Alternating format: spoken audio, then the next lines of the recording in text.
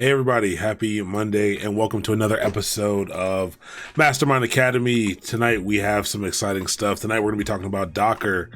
We're going to be doing an intro to Docker, intro to containers, and that's going to be pretty dope. But as usual, roll call, let me know where you're tuning in from. It looks like I was going through the chat a little bit before I hit the button to start. It looks like it's like 2 o'clock in the morning for somebody, so thanks for tuning in. If you gotta go, I understand. If you get tired, I'm sleepy right now as it is, but that's pretty dope. I really appreciate the dedication. I appreciate the support. Hope you're getting something pretty cool out of the streams. How's everyone doing tonight? I am busy getting ready to. I'm actually going out of town tomorrow night. I'm going off to a conference in Minneapolis, Twin Cities, Minnesota. So that should be pretty fun. I got to get all packed up and do all my work and all the stuff that I got to do before, getting out of here for that. Cool. Docker has a Node.js web app. Yeah, Docker is great. And hopefully tonight, Docker itself isn't incredibly difficult to learn, but I found it incredibly difficult to learn how to use it to do what it's meant for. Using it is easy, but using it for its intended purposes, I think is hard, especially when you come from a sysadmin background. Docker was a tough thing for me to kind of pick up. So hopefully after tonight, I can help some of you avoid some of those pitfalls. I'm going to go over some of those things as well, but that's pretty cool. Docker might be we learn a lot of cool stuff. If you learn cloud computing, you can definitely get a job doing that. But Docker might be the second most important technology kind of in the current market space and in the current landscape of how things kind of work. We learned a little bit about Git, and we need to do an entire stream or two on Git, but that's probably the most essential technology. But Docker is probably, just with the amount of utilization it gets now, it's probably right up there at number 2, to be honest. I'm trying to think of all the things we're going through, and Docker is that important. So hopefully by the end of tonight, you'll understand what it's good for. 8:02, we'll give people a couple more minutes, maybe 2 or 3 more minutes to kind of get logged on, and we'll get set up and get going here. I think I already have this up. Let's pull this up. Actually, let's go over the curriculum again. Let's see what else we got coming down the pipeline in the next few streams. So we did all this stuff. We did a lot. All right, so we're finally hands-on with containers here. This is, I don't know what week this is. Maybe this is week 9 or week 10. I think it's week 9.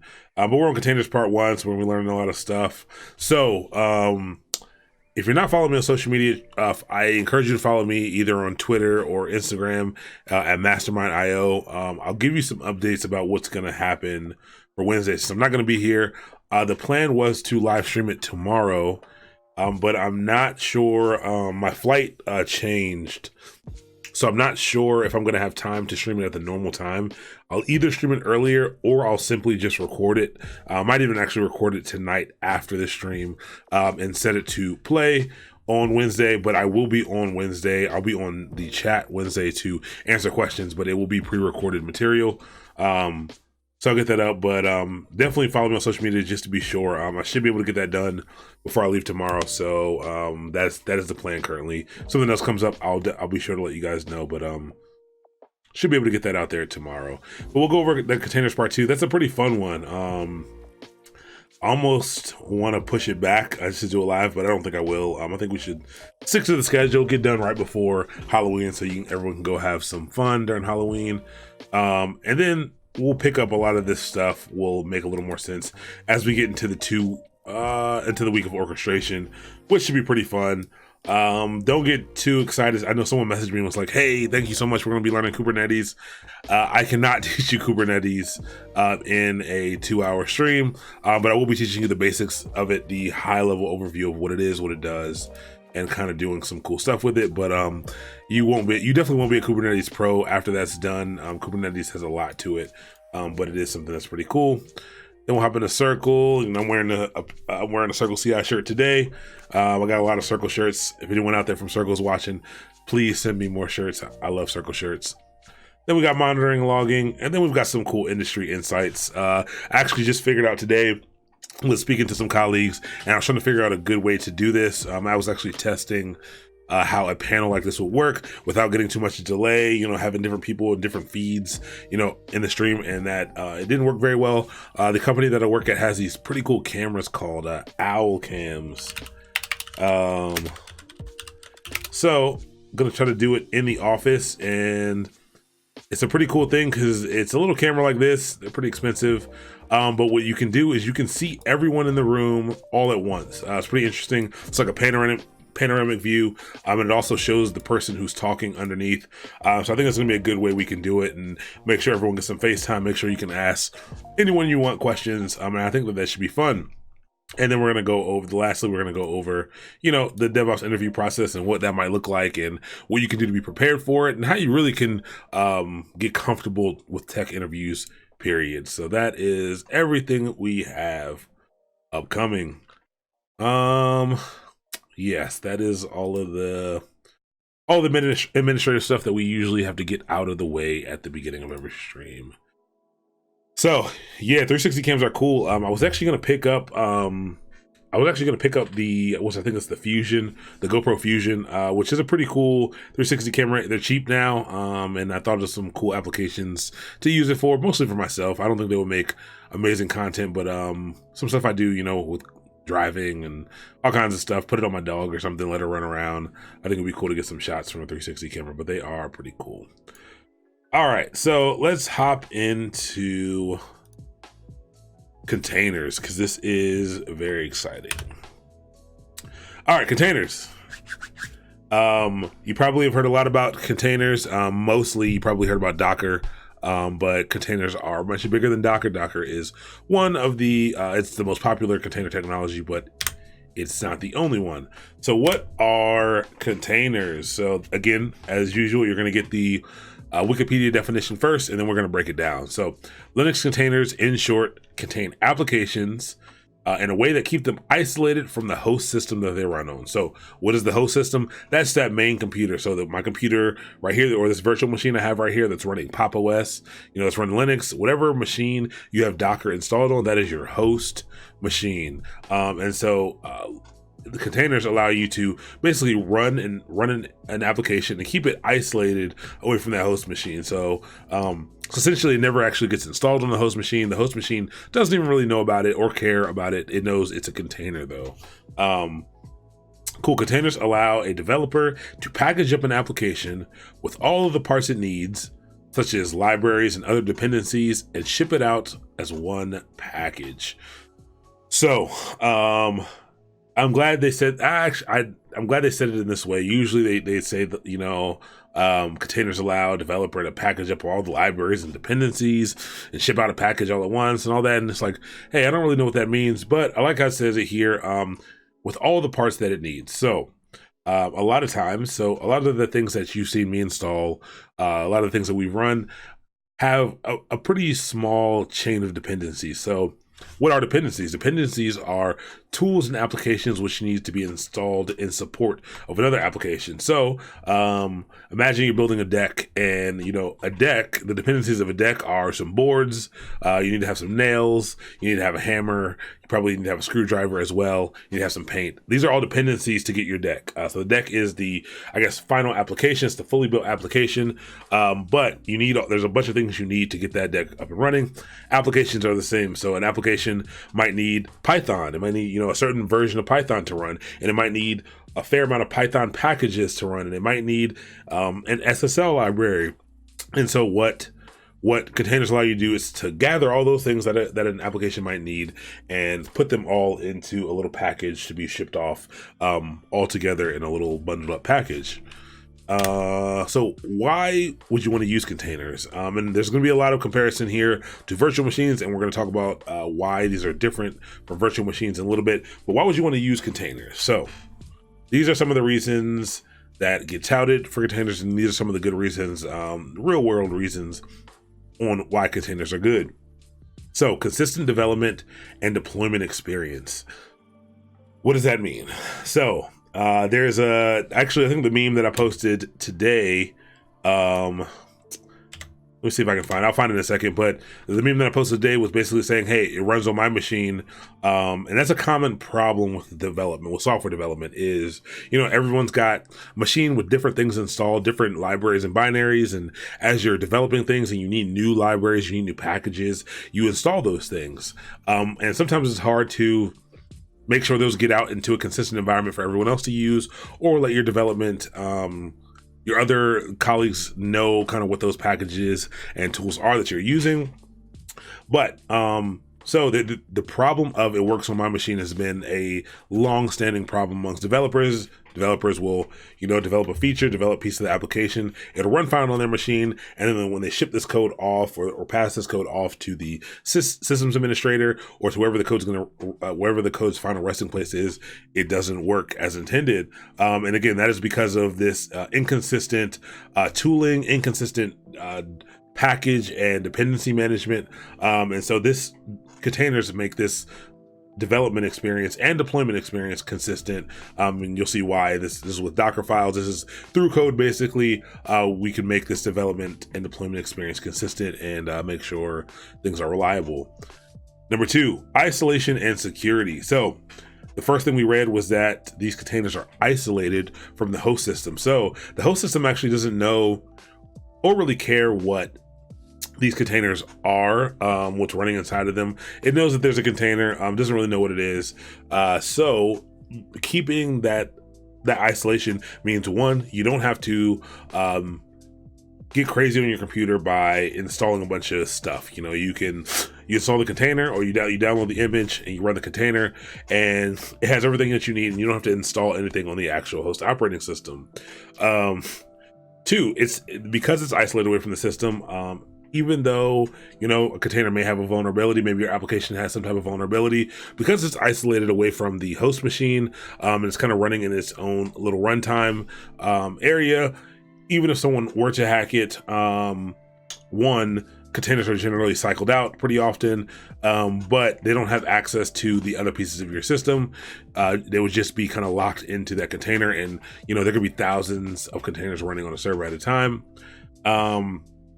Rapid development. So if you're a developer, Docker is an amazing tool. Like, it really is an amazing tool specifically for development. You can get up and running really, really fast with Docker. You can use it to easily manage, lots of pieces and lots of services in your application. And you don't need to worry about, getting a system up and running that's got all the things that you need installed. I can, as the DevOps engineer, you start a project, we know what the tech stack is. I can deliver you, in probably a day or less, a file basically containing all the things that you need to do development, all of the libraries and binaries packaged up, and you can go ahead and use that to develop. So that's pretty great. Scalability. So we talk about scaling both up and out. Containers are really great at scaling out. Because they're so tight, their containers are very small, especially in comparison to a VM or a virtual machine. So it makes them very easy to scale outwards, to just add more containers to service, to serve your application and to service your clients. So there's a lot of tools that help you manage containers at scale. These are called orchestration tools. This is for the next 2 streams. We'll be talking about these things because of the way that they operate and the sheer magnitude of them you can have. You generally need an orchestration platform to use this effectively to serve, outside of development purposes. You kind of need that orchestration platform to make sure you can manage all of it. And we will talk about that. And the last thing is that it is portable. And I put in here cloud agnostic and OS basically agnostic. So people always talk about portability when it comes to containers. And I think when I was first learning containers, I didn't quite understand what portability meant. Really, I didn't understand, application is portable. I can copy the files anywhere I want. I can, go to GitHub. I can grab those files. I can put it on my machine. That doesn't mean it'll run. The complete application is portable now. So, I create a Docker image that's running my very fancy special application that does, a lot of things. Maybe I wrote a cool mastermind application that, gives you all the knowledge that you'll ever need. It's a really cool program. And now I can, because I've written it in this consistent, reliable format, I can take it and I can move it around to any other machine or platform that is also running Docker, not preferably, but the same version of Docker or newer. I can go ahead and deploy on that system. So if you're Dockerizing your applications, you can be cloud agnostic. You can easily move, from not even just cloud providers, but you can easily move from one cloud provider to your own servers or wherever you want to move it to. You don't really have to worry about how that's hosted, because Docker is pretty great. And it's very easy to, create an image and give someone else access to that or to the Docker file to build their own. So it's pretty easy to move that around. It's kind of like a VM, but just abstracted in a little bit different way. So yeah, I think to start, it's okay to think about it like a VM, but in doing so, you'll run into a lot of problems. But I think it's a good place to start from, and then for us to break it out of there, break the idea out of that later, or as we run through this. But it is different. It is different from a VM, and actually, that's the next slide. That's pretty cool. But let me make sure I got everything else here. Too many, they're all Twitter. That's great. Cool. If you're trying to get my social media, all my social media is this. And now I'm adding myself, but it's Mastermind IO on everything. Cool. Containers versus virtual machines. So I actually don't like this infographic or visual. I don't really like it, but I'll break it down. It sucks because it's a visual. And this is a problem with a lot of visuals, is that they only make sense once you already understand the technology. I think they're bad at teaching new people to the technology, what it really does. But unfortunately, it's really a perfect illustration, but I think it's very tough to understand what this is when you first look at it. So on the left, we have this represents a virtual machine. So a VM, we learned how to install virtual machines. What you're watching right now is actually running in a virtual machine. And so what this is let's start from the bottom down here. And on the bottom here, we have infrastructure. Infrastructure in this case would be my computer that I'm running a giant, well, it's not giant, but I'm running a desktop tower over here. And it's got my CPU and hard drives and everything in it.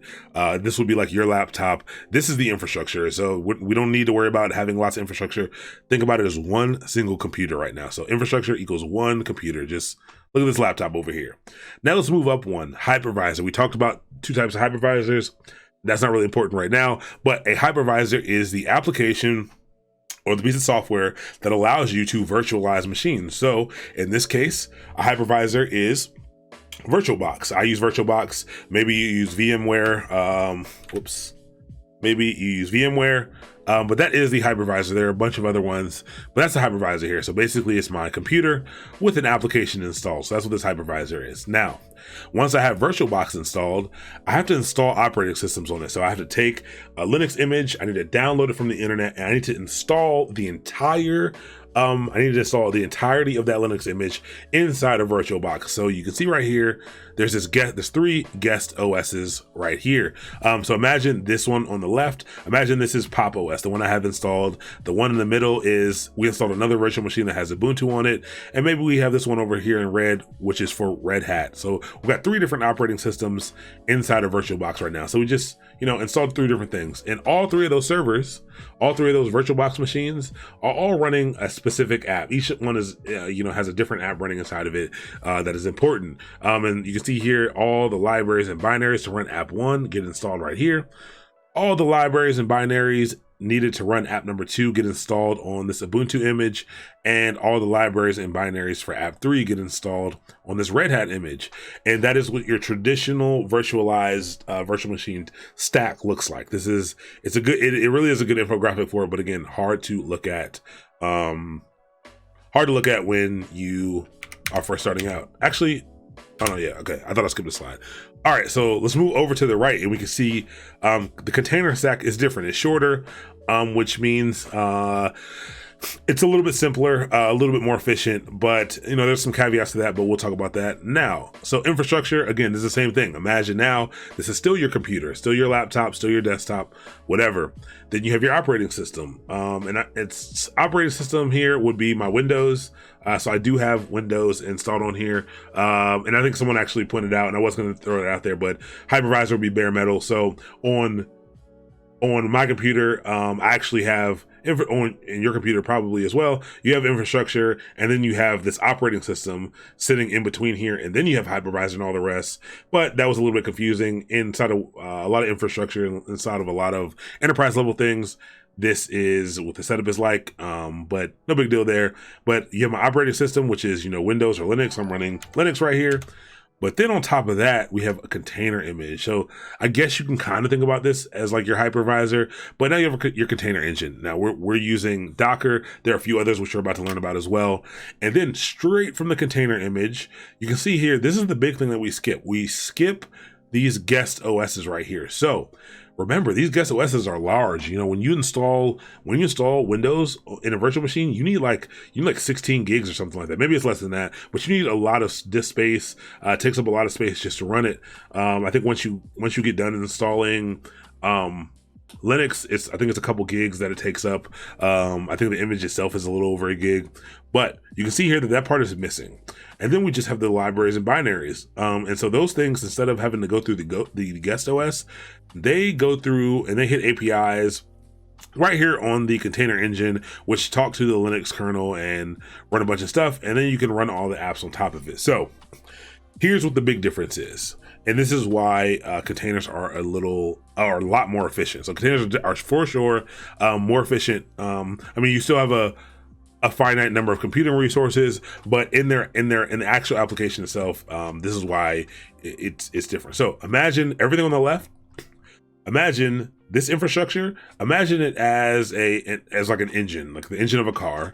What happens here when you get to all these pieces is now each time you install one of these guest OSs, because this already has an OS on it, this is going to take, this guest OS is actually its own engine. So inside of there, we're installing another engine into each of these. Now, that doesn't make this 4 times more powerful, because the power source is right here. The power source is down here. So the engine has a finite, amount of power, and this engine that gets built, it's an entire engine, is going to take away some of the power from basically the main engine, and so are these. So again, you have a finite number of things that you can install to run that, but each of these, like everything inside of here, needs an engine to run. Everything inside of here is like really heavy, really power hungry, and needs an engine to run. And so I can install a bunch of these, until my engine right here is overworked and I don't have any more space.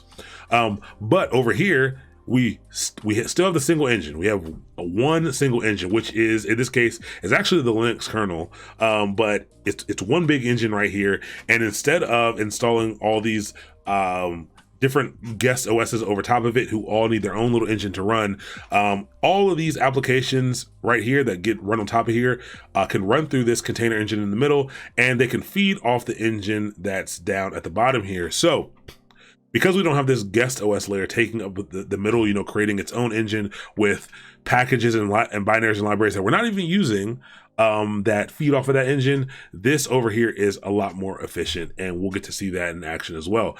But again, the biggest takeaway is you don't need to install any of these guest OSs right here in the middle. That's probably the biggest takeaway from that, or at least conceptually, when you're first learning containers. All right, so here are some. I said Docker was not the only one, even though Docker is the one that we're going to be learning tonight.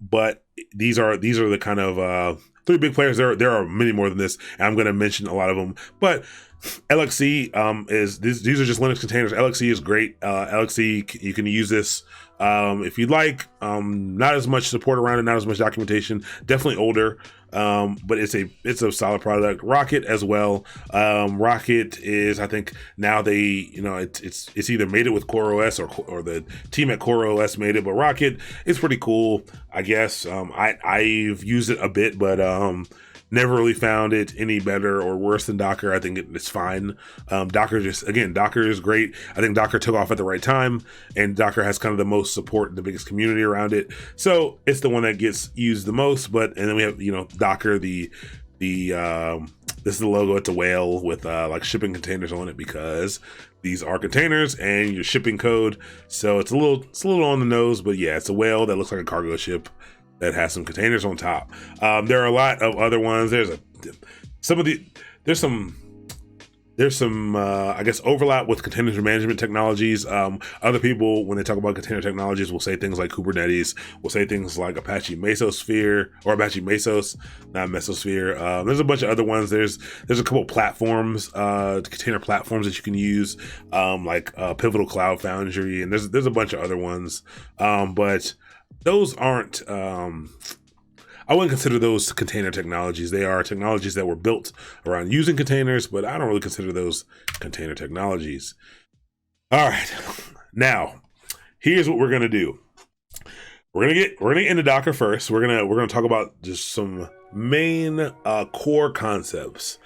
Some of them might not make sense until we actually hop into doing stuff, but we're just going to run through really quick some main concepts, and then we're going to hop right into making our own container images and running some containers and kind of seeing things in action.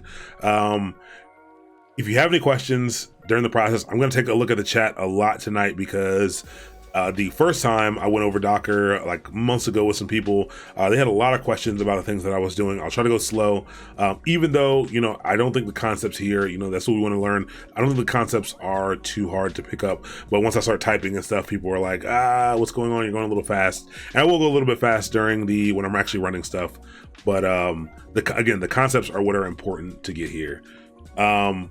Cool. So the Docker was actually debuted to the public in 2013. I think it was at some kind of Python conference or something like that.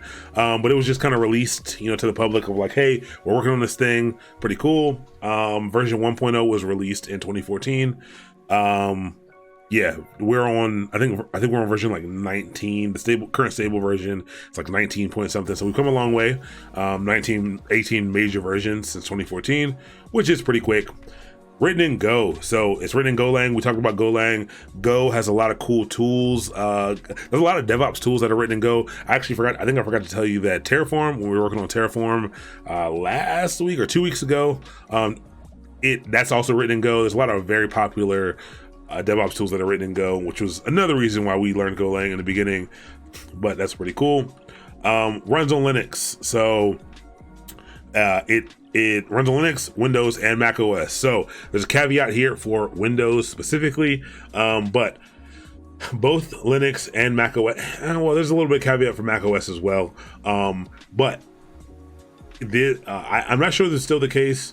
Docker did require a Linux kernel to be somewhere for it to run. So the initial versions of Docker for Windows actually, it's basically there's something called Docker Toolbox, and this was for Mac and Windows, I believe, but it basically installed, a small distribution of Linux inside a virtual machine, and then it did some cool networking. It did some cool integrations with your host operating system for you to be able to use Docker kind of on your host machine, on your desktop as you like, but with that, what really was happening through the virtual machine. Now, Docker does run natively in Windows. I think it does install a little virtual Linux kernel. So you do have to install, if you want to run the native Docker for Windows, you do have to install Hyper-V or enable Hyper-V. This means you will not have access to use VirtualBox along with it. So for Windows, it's one or the other. It is well, at a time. You can install them both, but you can only use either VirtualBox or Docker at a time, because you either have to enable or disable Hyper-V. macOS, I think macOS surprisingly does, even though macOS is Unix based. So it does have, it is built off of Unix. I think it also virtualizes some kind of small kernel in there, but you can install it natively on the Mac. But I think it does some special stuff in there. But again, Windows, you're probably installing Docker Toolbox most likely, because I think you also have to have Windows 10 Pro. I believe it's Windows 10 Pro for you to be able to use the native Docker for Windows. But it is good. It works well. There are some caveats to the Windows version. There's some issues and things with file pathing. You know, as you go from Linux to Windows, if you build it on Windows, that's a little bit weird. But there are also Windows specific containers. You can build containers for Windows that only work inside of Windows. So that's pretty cool. I've never actually done that. I've never had to do that, but that is a thing. So if you are someone who does a lot of Windows development, you can use Docker still to do a lot of things that you want to do. All right, so Python. Let's see here. About 0 people talk to work on Golang. Yeah, Golang is, like I said, it's weird because it's a part of so many things. But it's a part of a lot of new stuff. But yeah, I do come across a lot of people who've never even heard of it. That's why I think next time I run through this, definitely going to teach Python instead. But I do think Golang is a cool tool to be familiar with. It's Oracle's VirtualBox on Windows at one point. Yeah, so it still does. The toolbox does use Oracle's VirtualBox still. If you want to grab the toolbox, and I can show you where that is. As Golang is the single highest paying skill in IT currently. That is dope. And so those are the things that I look at. Yeah, I mean, it is, you know, there probably aren't as many jobs for Golang as there are for JavaScript or for Python, but single highest paying, yeah, I'm sure the people, you know, if that's a skill that you have, because because of how in demand it is and how many people really know Golang, which is not really a lot in comparison to other languages, it's paying a lot. Workstation is a good, VMware Workstation is a good alternative. I'm a pretty big fan of open source software though, so I usually go with VirtualBox. AWS, Linux, and other DevOps stuff. That is very true. All right, cool. So those are some. And the last thing I skipped the main thing. The mascot is a whale. Very simple. The mascot's a whale. Whenever you see it, you'll know what Docker is. All right, so 2 very important Docker notes. These are single-handedly the 2 things that gave me the biggest problem and really destroyed me. No one conveyed these things to me when I first started learning Docker. I learned Docker on my own, and I tried to use Docker originally as if they were VMs. And I'm going to show you why you can't. Well, why you can do that if you like, but why you shouldn't do that, and you won't get the benefit out of Docker that it's intended for. The 2 things that you want to remember are: 1, containers are designed to run a single process. Now, the problem is they don't have to only run a single process. They're not locked down to only run a single process, but they're designed to run a single process. A single process meaning one, like when we installed Nginx, only that container's only running Nginx, or that container's only running PHP, that container's only running Node.js. There's some variability in there, but for the most part, containers are intended to run a single process. This is pretty important. And the second thing, containers are designed to be ephemeral. So what does ephemeral mean? Ephemeral means that they go away. Ephemeral means that the data does not stick around. So when determining whether or not you want something to be containerized, to be Dockerized, or if you know you want to Dockerize it, data, I guess keeping your data around, data persistency is something you really have to think about. We're going to go over how to do that later, but the way containers are designed right now, when a container is designed to run, do its job, and then die and be forever forgotten, kind of throwaway. But you can run long running processes in those.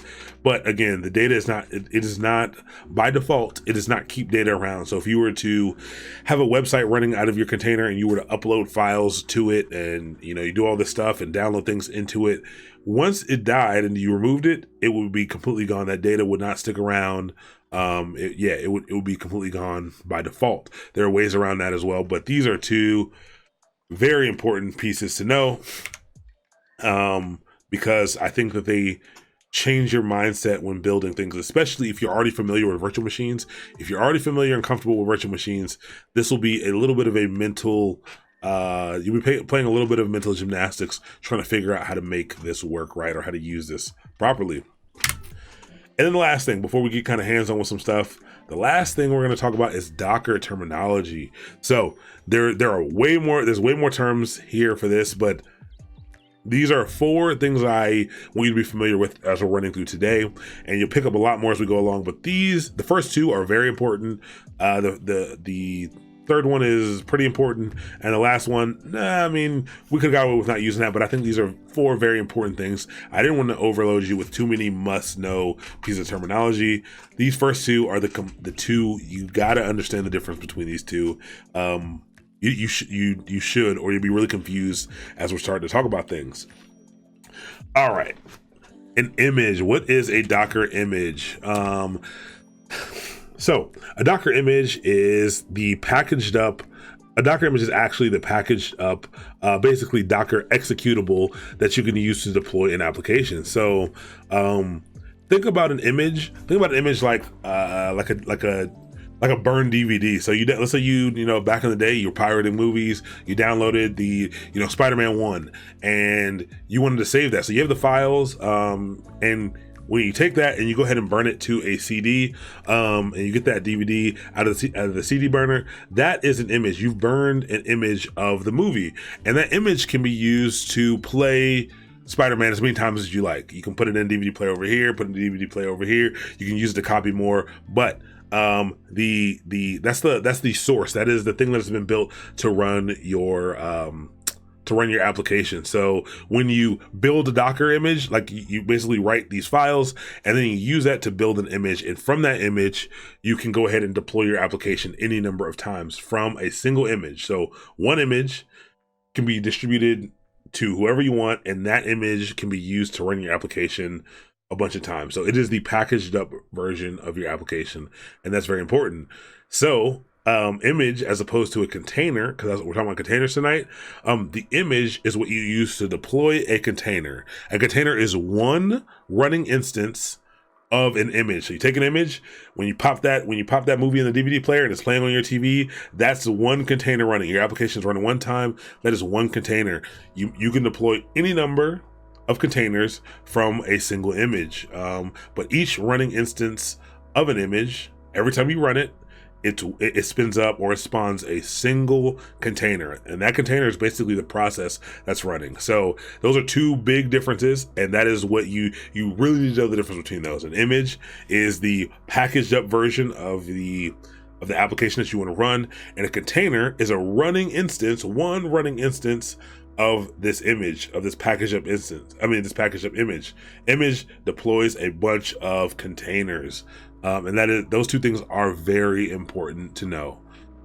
Then we have tag. So a tag is how you know which version of an image it's how you know what version of an image you're using, or what you need. So let's say I have an app called Mastermind app, and if I create an image of this, I have to give it a tag. So by default, I don't have to give it a tag, but by default, it'll get a tag of latest. So if I go ahead and I have this application and I build a Docker image out of it, by default, if I just build it, it will give it a tag of latest. And every time I build a new one, if I make changes to it, it will give it another tag of latest. But tags allow you to do things like version and give you ways to identify different versions, different images. So let's say I have, Mastermind app. I have an image called Mastermind app, but I need multiple versions of that. Maybe I'm developing a new feature, so I want a development container, or not container, a development image, and I want a production image. I can tag those things as development or tag those things as production, and that will give me a way to differentiate between the code that's been used to create my images. So tagging is a good way to be able to classify and organize your images. And then a registry is just a repository. So just like GitHub, but it's a repository for images. So images need to be held somewhere, and a container registry is where those things are held. Each registry basically has a repository of images, of container images that you can use, and from these repositories you can use them to access images that have been previously built. So that's one of the great things about Docker, is to be able to not have to repeat work that's already been done, and you can grab those images and use those images. All right, so a lot of chat. Let me see if any of these are questions. It looks like you guys are having some pretty dope conversation. I really like it. Let's talk a little bit about jobs, where I started. I also started in help desk, so anyone who is doing help desk, you like taking everything that you can and use that extra downtime. You know, I had a lot of downtime then. Use that extra downtime to learn about some of this stuff. You can be surprised at how fast you can get up to speed on a lot of this stuff and be interview ready for it. What company is in Bmore? I think. Yep. Company is in Baltimore. My day job is for a company called Fearless Solutions. Pretty dope. If anyone's looking for a job, I believe we're hiring. We're growing a lot. So you can check that out. Fearless.tech. It's pretty dope. Send me a message first though, so we get referral bonuses. I would love to put your name in and get that referral bonus. I'll split it with you. I'll split it with you like 75-25. I can't go 50-50. It's too much to go 50-50. I'm greedy, so I'll split it with you just a bit. But if anyone's interested, definitely let me know. Oh no, shot back to the top. Let's see. Oh, there we go. All right. My office aren't really level yet though. For developers out there, what's up, Malcolm? For developers out there, one thing about it is that relationship between the image container is similar to a class and an instance of a class. Absolutely. Thank you, Malcolm. Malcolm 3. Shout out to Malcolm 3. That is perfect. That is a perfect way to describe it, and that shows me someone who didn't want to learn the command line or Docker before. That's a perfect way to put it. If you're a developer, you're familiar with classes. An image is like writing the class. It's like the class, and the container is an instance of the class. And sorry, I'm over here petting my dog. But it's an instance of the class. So that's pretty dope. Thank you for that. All right. Nightbot again. I'd still need to go in, and I just can't find any time to go in and, make Nightbot chill out, but dope. Thank you. Thank you for that. So cool. I've been wondering about multi-process thread-based software spawns process. Is that kosher in Docker? Great question. Yes, it is kosher in Docker, but there are some caveats to that. There are some ways in which you need to orchestrate your containers to account for those things. But it is fine in Docker. You can do some stuff with that. You can also disable it and simply run more containers. But there are a lot of ways to mimic that or to utilize that functionality. I think one of the top containers is Golang, which is great at these multi-threaded, multi-spawn process applications. But yes, that is kosher in Docker for sure. If you mod me, I can handle. Oh, sure. I don't know how to mod you, but I will figure it out after this, or at the end of this. We can just mess around and see if we can get that done. And absolutely, I will absolutely do that. And you can, whatever you need, I'll get it to you, and you can definitely take care of that. No biggie. All right. So I think the terminology out of the way, and that is the last slide. Now, there's a lot that was missing from all that. There's a lot more information about Docker, but I think it's better to get hands-on and mess around. White, cool. Let's do that right now. Don't take my whole channel down. Mod.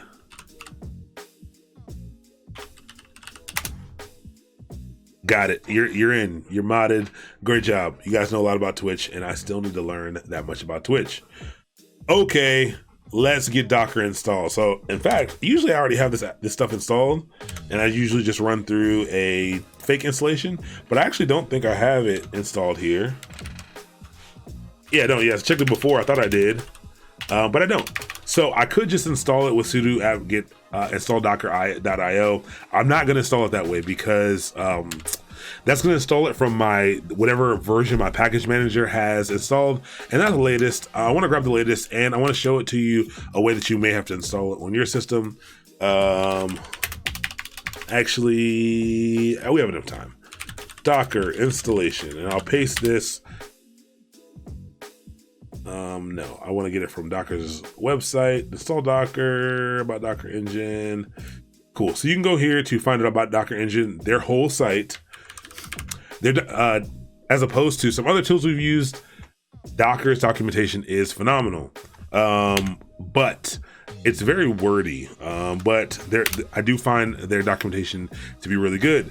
Docker does have 2 implementations of this. They have the Community Edition and they have an Enterprise Edition. Enterprise Edition has some enterprise certified images and things like that, and it's their goal with that was to make some money off of that and to be able to provide support, and they provide certain features in that. But Community Edition is the open source version available for everyone else. There's 3 different channels that you can use here. So let's make this a little bit larger.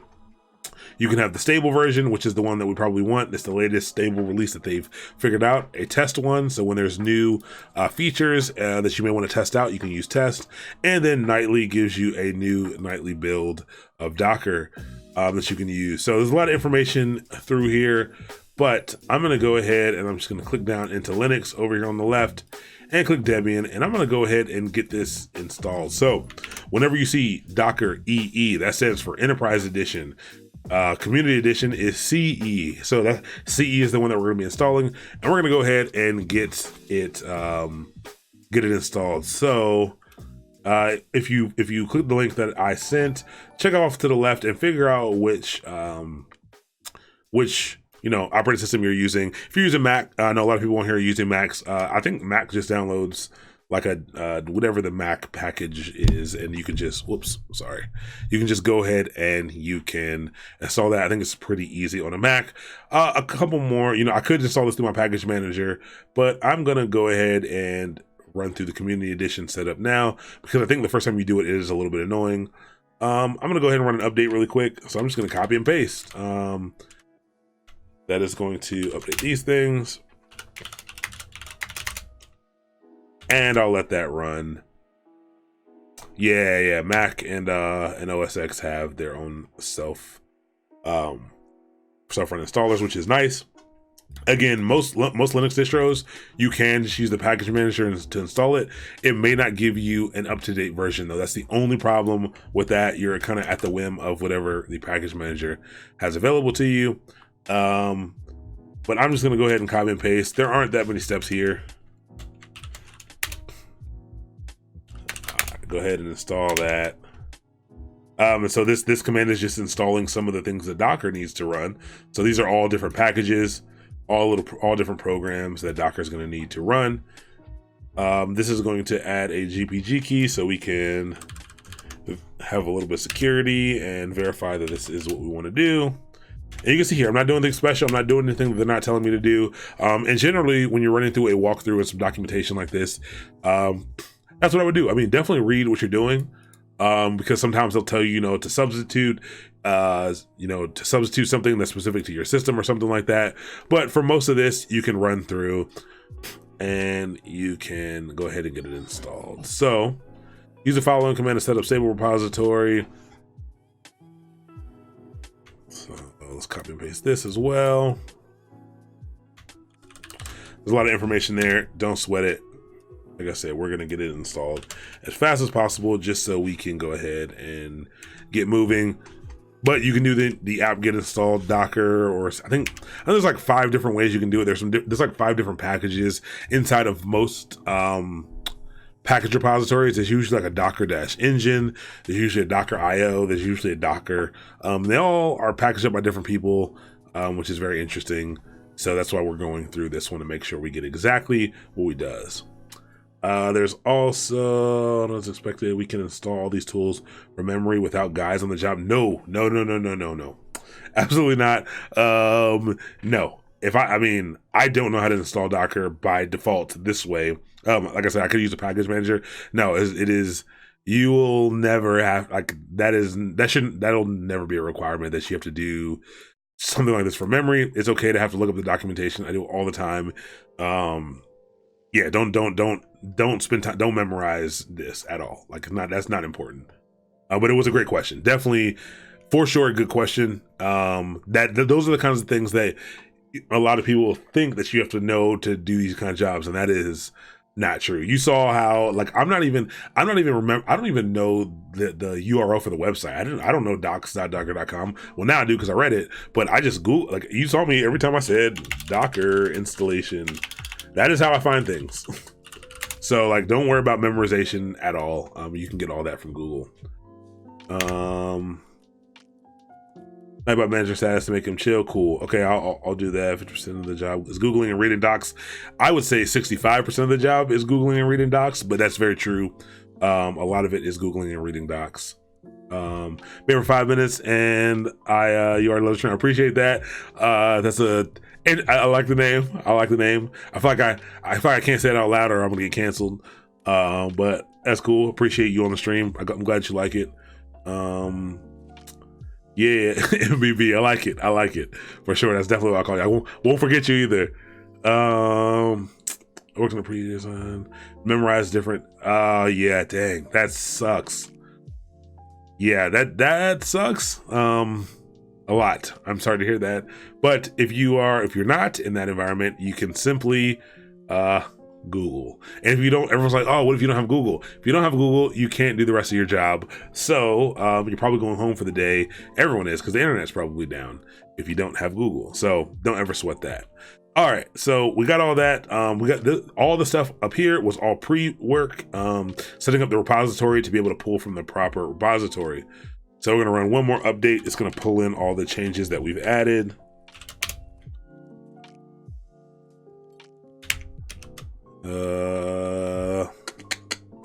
Update for such repository can't be done securely. All right. Well, I wonder if that has to do, did I not set up? I may have missed a step, but let's see what happens. Whoa. Hold on, they're giving me way more options here. Docker CE CLI. Hold on, this is fancy. I'm glad I'm doing this. Oh, okay. Let's check this out. So let's go ahead and try to install this and see what we get. Okay, so Docker CE has no installation candidate. Arch add stable. Did that not work? List command. Interesting. Oh, Debbie and Jesse. That's not. Debian Disco release is not having release files. Interesting. So I wonder if there's no Docker CE installation candidate for Ubuntu 19.04. Let me see something really quick. I mean, I can just install it from the package manager, but I just want to check something really quick. 1904, and is that what I have? I don't remember which version of pop I'm using. Whoops, yeah, 1904. All right. Let's see what they have here. Get out of here. And again, I like to go off on little tangents like this. Like I could easily just go ahead and get it installed, but this is kind of how you would run into a problem on the job. You basically see, hey, I tried to install this. It's giving me this kind of error. It says, it does not have a release file for Debian Disco release, all this other stuff. You could Google all these errors and stuff, but I just want to show you how you can pivot. And you can pivot when there's problems. But I am, you are on the Debian tab. I am. Oh, okay. Is there an Ubuntu tab? So that's another thing. Thank you for that. That will work.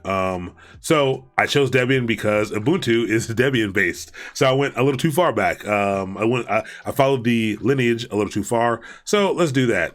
Thanks for pointing that out. I click the Debian tab. Usually when I see Debian, that's stuff like I usually grab that first because Ubuntu is Debian based. I'll do this just to make sure. I think these are all the same packages, but if these are installed, that should be pretty cool. It looks like there are updates there, but thank you for that. I think this is part 17, just so you know, for YouTube. Perfect. I will note that. Definitely part 17. Oh, my phone is talking to me. That was magic. I don't remember saying okay Google, but maybe I did. And I shouldn't have said okay Google because it launched my phone. Hopefully I didn't launch any of your phones. But yeah, I actually don't think I got the last episode up on YouTube yet. I'll get that up before I leave. All right, so we did that piece. Let's go ahead and see what's next.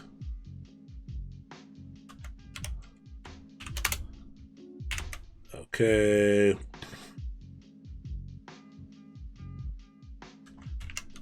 I could have just changed. I think I could have just actually changed the Ubuntu thing. No, it did not like that either. I might have to remove. No, it should have still. Let's go release. How do I remove? I actually don't know how to remove a repository. Let me see. Sudo. Actually, I think I can. I'm trying to do this from memory without. Let's see. apt sources.list. Oh man, I'm getting good. I forgot about all this stuff. So when I was running those commands, it's kind of adding different places to grab things from. This is not. Don't sweat this part. I'm just messing around here. Probably just go main Debian stable. I'm going to remove it's read only.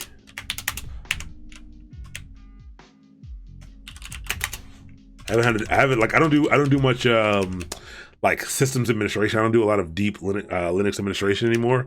It's like I always like when I get to do this stuff again because I always forget what I'm doing. I think this should work. And so I'll run this again.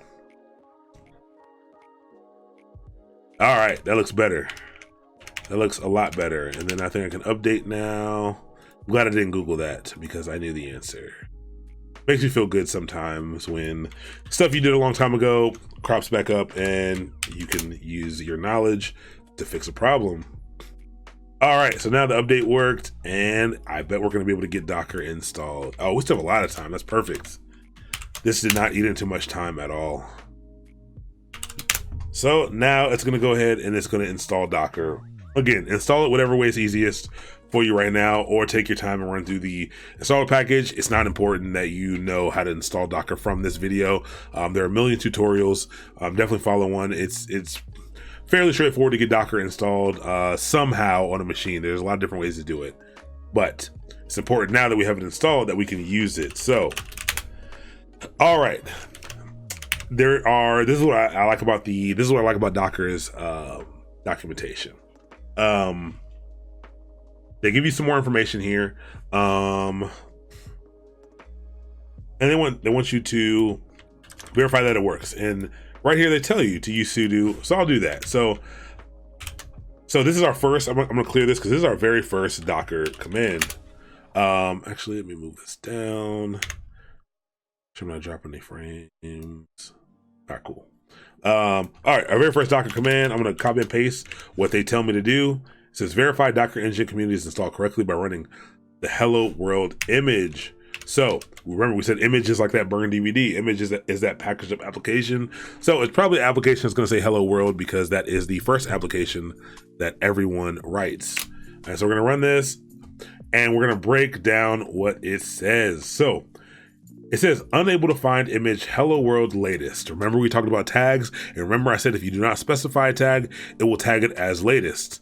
And it says it can't find it locally. That's very important. That line is very important. Unable to find image hello world latest locally. Next line that it says is latest, which is the tag, pulling from library hello world. What does that mean? We're about to learn that in a second. But what Docker does is Docker checks locally for an image. It checks it says, hey, do I own this DVD? Is this DVD, at my house? Am I renting it? Do I have this DVD, in my possession? No, I don't have this DVD in my possession. Let me go out and grab it. So let me go out to Blockbuster and let me get this DVD. And that's what it does here. It says it pulls it here. It says a little ID and it says pull complete. So it downloaded this hello world container, and you see it did it very fast because most of the time these are pretty small. It gives us a digest with a hash here to make sure we know if we need to to confirm that we downloaded the right thing. We can compare this to the actual hash. And then it lets us know, downloaded a newer image for Hello World latest. And then here's where it actually runs. And this is the Hello World application.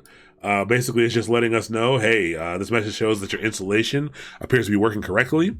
And then it lets you know what you can do to generate this message and some other stuff, and gives you some information about where to go. And then it talks about the hub.docker.com, and this is very important. So this hub.docker.com is where it got the Hello World image from. So this is a public registry and public repository for container images. And so if I type in Hello World, I can search here for different applications. So right here it says Hello World, an example of minimal Dockerization, and it's got 10 million plus downloads, and it's pretty dope. It's got a lot of stuff here. So this is where it downloaded from. Docker by default knows to check for things at Docker Hub. The registry, like this registry itself, you can set up your own registry, and you can point, your Docker to pull from your registry instead, or you can tag things so that it pulls from your registry instead. But by default, everything pulls from here by default. And so you can actually sign up on Docker Hub, and you can push images here for other people to use as well. But there are tens of thousands, hundreds of thousands of images, maybe millions, I don't know, of container images here that you can use, that you can download and use in your workflow. What we have here are some supported tags and just some information about what this image is. So got some tags here, some shared tags. Again, latest is one, and there's a bunch of other ones, nano server. So if I were to download, I could say Docker. It said it pulled this. So actually, let me show you something cool. Let me run that again. Notice that the first time it said it couldn't find it locally, and then it pulled it, and then it ran everything. When I ran it the second time, all it did was go ahead and it ran it. It didn't say anything about pulling it or anything like that. That is because once the image is pulled down, it stays on our computer. That the image is not ephemeral. We talked about the containers being ephemeral. The images are not. You download an image, you download that DVD, it stays on your computer until you manually remove it. And so now it no longer needs to check in with the Docker Hub. But what it does do, even though you don't see it here, it didn't tell you to check in with the Docker Hub, every time you run it, sorry. I don't think every time you run it actually, but it does. Yeah, I don't think every time you run it, but if this container was to get updated, the same tag, this Hello World latest, we would need to do a Docker pull, hello-world latest. Well, if you don't put any tag, it's always latest. And I have to use sudo, which is annoying. We'll fix that in a second. But you can see here, usually if you're running this, some of the ways I'm going to show you to run this, it will try to download the latest by default. And then it says, hey, I'm pulling this from Hello World. Library is actually just the user. It's actually just the user. And it sucks that they don't show you here. The way that they change this, they don't show. But you can see here, this is how you use this Docker image. And that's what we did. And basically it says, hey, this image is up to date. You don't need to do anything. We already have it. And so actually this is the user. This is the kind of path to it. And Hello World latest. All right. So we did the Hello World. We ran through the installation and we saw that it's running. Now it says it's got some other stuff. I could have installed it from a package. Didn't want to do that. I want to see if there's somewhere in here for us to post installation steps for Linux. This is important because I don't want to type in sudo every time I run Docker. So to do this, we need to manage Docker as a non-root user. That's what I want to do right now. It wants to create a Docker group. So let's go ahead and create a Docker group. We learned about users and groups in the Linux section. Docker group already exists. Excellent. We're good there. User mod. So this command right here, let's paste it in. I'll talk about what it's going to do. This is the command that's used to add a user, my user, to the Docker group. So it's going to append. It's going to the dash A and the dash G is going to be append to group basically, and it's going to append whatever my user is, and it's going to append it to the Docker group. So actually, if I do echo $user. It says my user is A Brooks, so it's gonna append A Brooks to the Docker group, and log back out and log back in so your group membership is reevaluated. I actually think you can do a reset. I learned about this recently, and if I do Docker PS, it doesn't work. So I found that sometimes I'm actually gonna log out. No, don't power off. I'm actually gonna log out of this really quick because I've seen this be really weird like this. I feel like you should just be able to do it, and this might not even work. I've seen this not work as well. I think they need to update it, but we'll go ahead and log out and log back in because it takes no time to do so. And I messed up the resolution. Let's fix the resolution. Excellent. Let's see. You have always need to do a full reboot. We could do that. I did not need to do a full reboot. I logged completely out and completely back in, and it is working. So what effect when switching between tabs affect that? So I'm using I am using Pop! OS, which is based off of Ubuntu 19.04. I'm using I'm using a terminal called Hyper, and I think you can do this, maybe. I don't know. Hyper, I don't know. It's something like that. There should be a link, but Hyper, I think if you go to hyper.is is the browser, is the terminal that I'm using, and when I open up a new tab, I don't know what it does, but yeah, it's pretty cool. So Hyper might not run well on your computer. It runs great on some of my computers. It runs terrible on others. It runs great in some virtual machines, terrible on others. It's an Electron app, so it can be pretty slow. So I'm sorry if it doesn't work for you the way that it's working for me. All right, we have Docker now. So first command we're going to learn with Docker is, you know that I downloaded a Hello World image, and let's take a look at how we see what images are available to us locally. So locally is key. And if I type in Docker images, you can see here that it downloaded. It gives us information about the Hello World image that we downloaded. We have the version latest. It's got our image ID, when it was created, and the size. So that's really tiny. 1.84 KB is very small for an application, and that's pretty cool. We ran this twice. So just another command. So I'm going to give you a few like base Docker commands, and then we're going to dive into building images. We're going to talk about Docker files, all that stuff. So we're going to hop into that shortly. But we're in here now. We're testing this to make sure Docker was running without sudo. So we'll just run through a couple of quick commands, and we'll get back to learning what these commands do. But Docker PS. So this is the same thing, like the same PS like AUWX command that we were running, or just PS on Linux, to see what processes are running. That's the same thing that you can use with Docker. So I do Docker PS. This lists the currently running containers. So I showed you the images, and remember I said every container is a running instance of an image. Now, you saw me run Hello World twice. So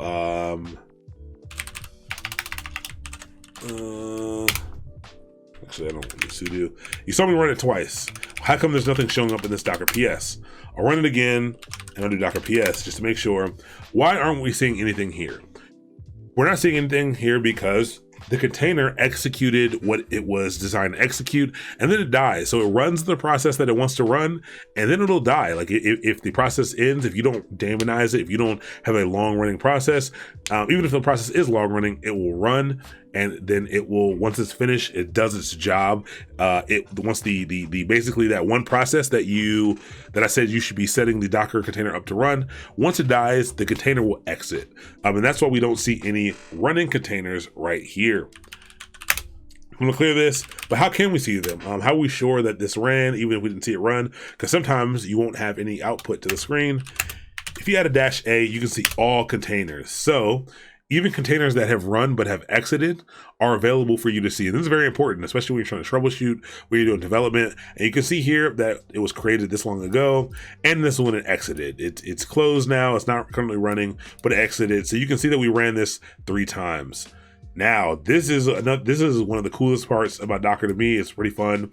You can see here all of these, and I know it's confusing the layout here, and that's only because this won't go wider. And actually, maybe it will for this. Let's change this to just like, I'll make it a little bit smaller just for right now, just so you can hopefully see.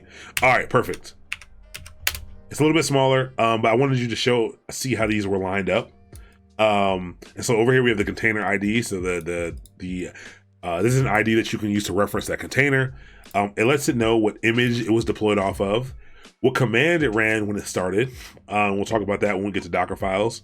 When it was created, when it exited, if it was exposed to any ports, we'll talk about that later. And then it'll give it a cool name. So it'll give it two names. It'll give it two, like it basically picks from this list and it just kind of randomly chooses two names. And you get these pretty cool names: Jolly Buck, Nice, Bahaskara, Exciting Leave It. But you'll get these cool names for them. You can provide your own names if you like, but it is pretty cool. It's pretty cool that happens. Yeah, I'll make this a little bit, let's make this a little bit larger than 16, but hopefully we can still see everything in one block. All right, so we move this up one, and all right, we did that. Let's talk about Docker files. So that image, that hello world image, how is that built? Like how do you go about creating an application that will run? And the way you do that is with Docker files. So let's open up, let's move this down, let's go back up.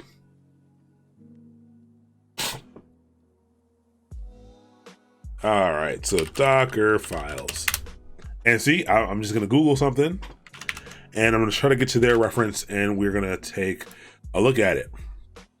Okay, so you can build images automatically by reading instructions from a Docker file. Now, before we even start, having a file that we can use to create these things provides us all of the benefits that we get from infrastructure as code.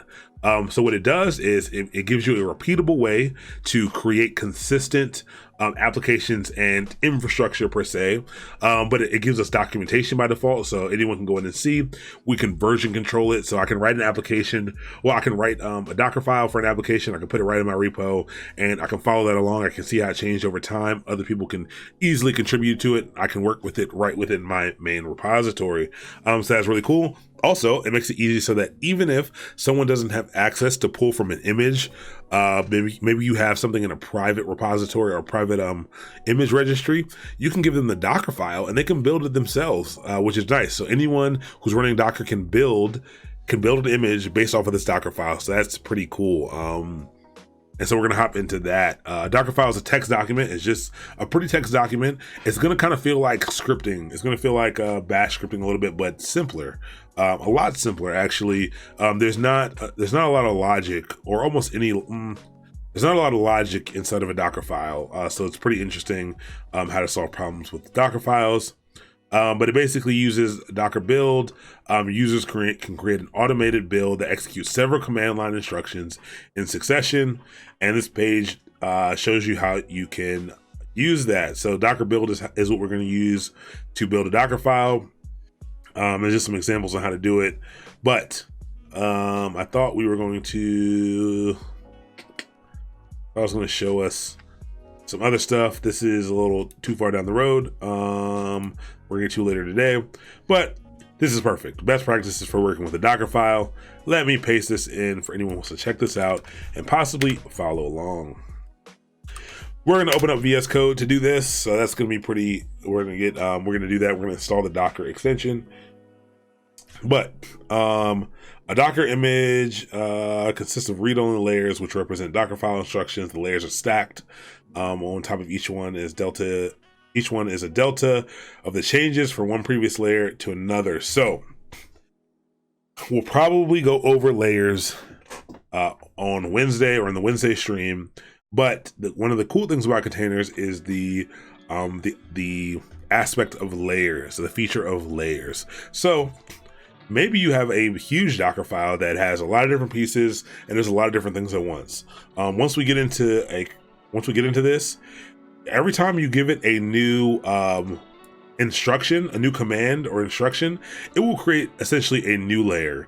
And why this is great is if you make a change to a layer that's near the bottom, when you go to rebuild it, because sometimes rebuilding can take a long time, it will only rebuild from the layer that has where a change has been made.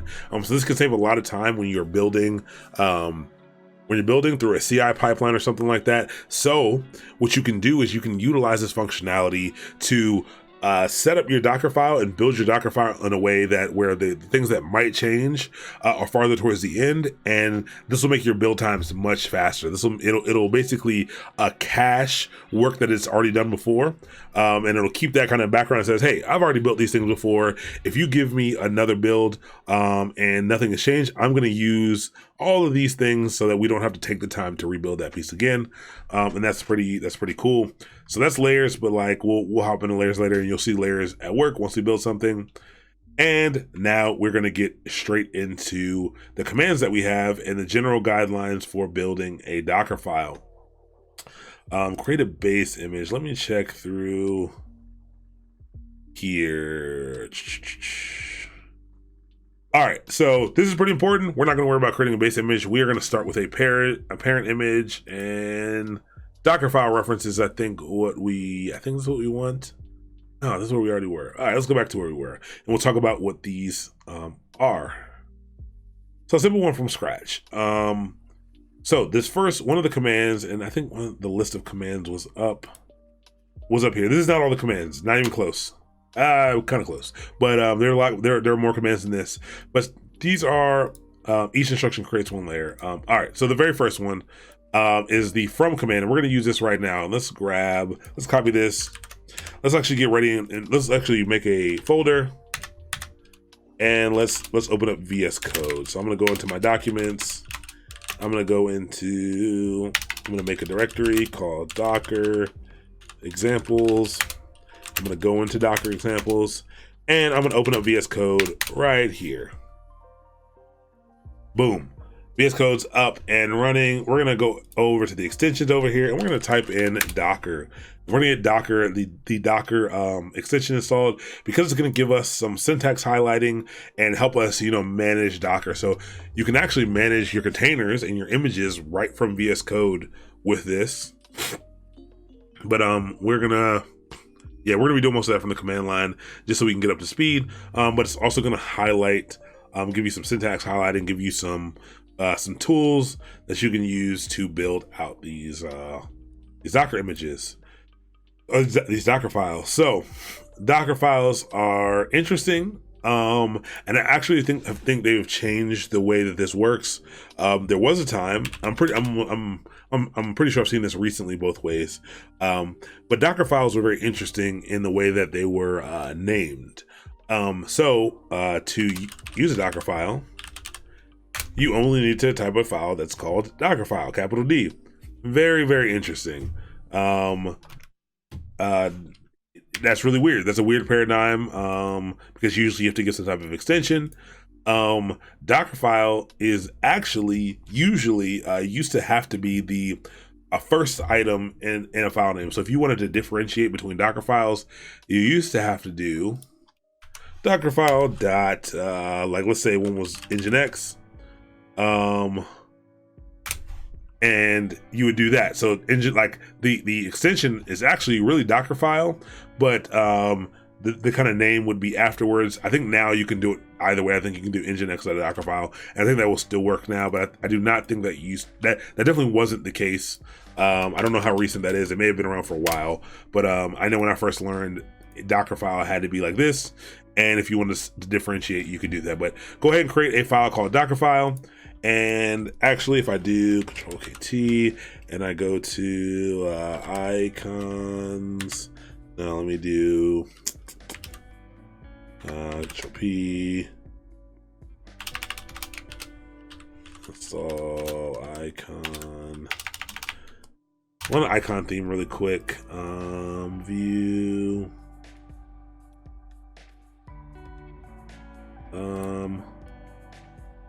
Only because I wanted to show you VS Code icons is fine. This will work. VS Code icons. All right. Oh, it's interesting. Did this change? Oh, I made a folder. That is probably why it was like that. New file called Docker file. Somebody called that out. I did not. All right. So you can see here, as soon as I type in Docker file, because that's the name of what the name of the file needs to be, it knows right here. It puts a little Docker icon right next to it. Let me know it's a Docker file. So let's take a look at the first option they give us here, and we'll talk about what that does. So the from command. So again, I talked about not having to redo work that people have already done. So these container images get built, they get pushed out to these repositories, and we can use those things. And we talked about layers just a little bit. You can layer and create images based off of another image. So that's what from does. From allows you to reference a base image, an image to get started with that might have a lot of stuff installed and that you want to build off of. So you don't always need to do this, but a lot of times you'll be working off of some type of base image, and it lets you know right here. And that's what the extension does for you. You highlight from. It says set the base image to use for subsequent instructions. So we're going to start with the Ubuntu 1804 container, and we're going to build from there. And so if we go to hub.docker.com, you may be asking, like, how do I know which image to base my things off of?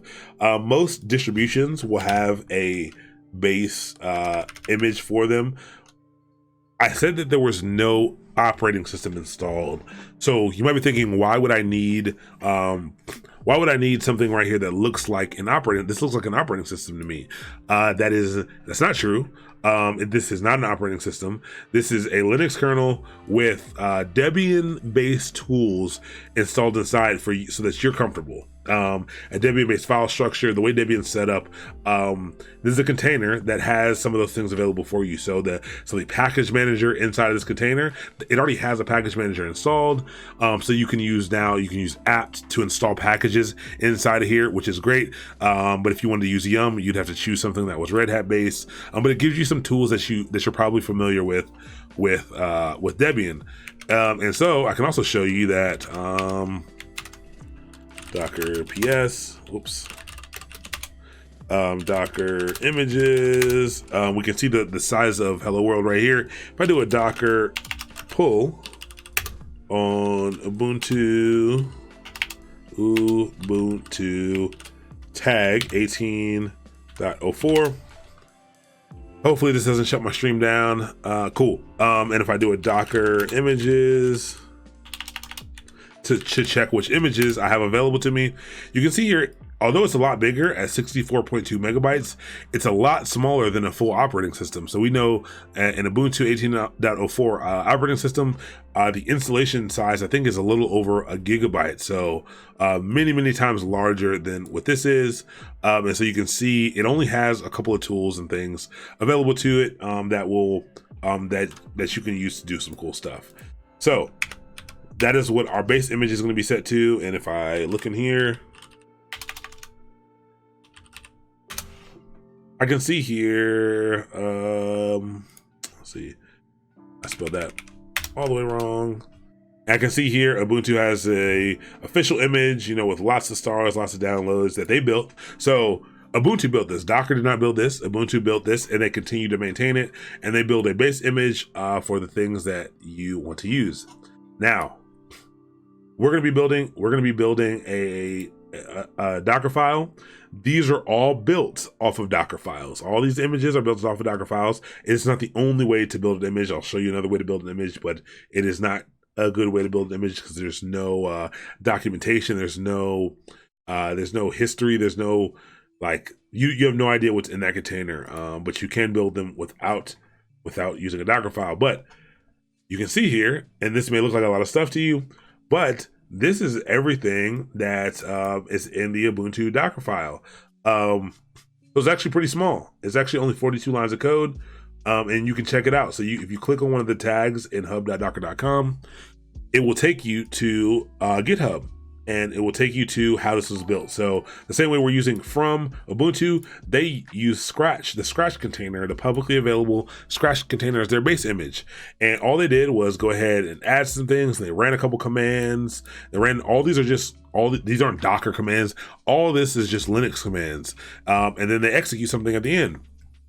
So this is the basic anatomy of a Docker file. Basically everything that you see in red is one of the major instruction sets, and you're only going to really be using a couple of them. There's only really a couple to use, and we'll talk about what each of those does really quick. So we talk about from, and that is going to give us a base layer. Copy adds some files into the container. So I'll show you this. Let's do a copy here. So I copy, and this says dot into /app. So it's going to copy something from your host machine. So let's say right now in this directory, the only thing in here is Docker file. I have nothing else here. But maybe I'll make a file called copy.txt. And in this file, I'm going to say this is a file that will get copied into our Docker image. All right, so pretty simple. This is a pretty simple text file. Doesn't really do anything, but I'm going to go ahead and copy that. So if the dot right here is going to copy everything locally, but I'm going to say, hey, copy the name of the file into the container. So it's basically source, destination. The destination always your container, and this is where you can specify which directory to put it in. So I can say, hey, put it in /app /copy. And this will put it in this will create this. Actually, I might have to make this directory first. We'll find out in a second. But it'll copy this onto the image at this location. So copy that text to app /copy. And again, I might need to create that directory first, but I'll show you how to create that directory shortly. All right, so then you have run command. So this is the thing that you're gonna be using a lot of. And so run goes ahead and it runs a Linux command. So if I type in run, I'll paste it. I could say run. Before when we were working on Linux and EC2, I said the first thing you should do when you hop into a new machine is probably update it. So you can do, we have apt available to us. We can do apt get update and apt get upgrade. Now, this isn't always necessary, but it's just so you can see what a run command does. I'm just running a Linux command. This is nothing special. I'm running an update and an upgrade. The double ampersands just says, hey, only run the second piece if the first piece finishes successfully. I could also do multiple run commands. So I could do apt get update, and I could do run apt get upgrade. So you can specify how, you can build this how you want to build it. It's nothing special. I can have a million of these run commands, or I can make sure it runs everything on one line. But the problem with this, or not problem, but the reason why you might want to combine these, and usually you don't want to do a whole lot of run commands, is now this makes a bunch of different layers. So like I said, every time one of these commands is run, where we see something in red, it will go ahead and it will create a new layer. So now if something changes here, if there is something to be updated, everything beneath it has to rerun. So you kind of usually want to do that. Generally you want to do that in one line. You want to group things that run together.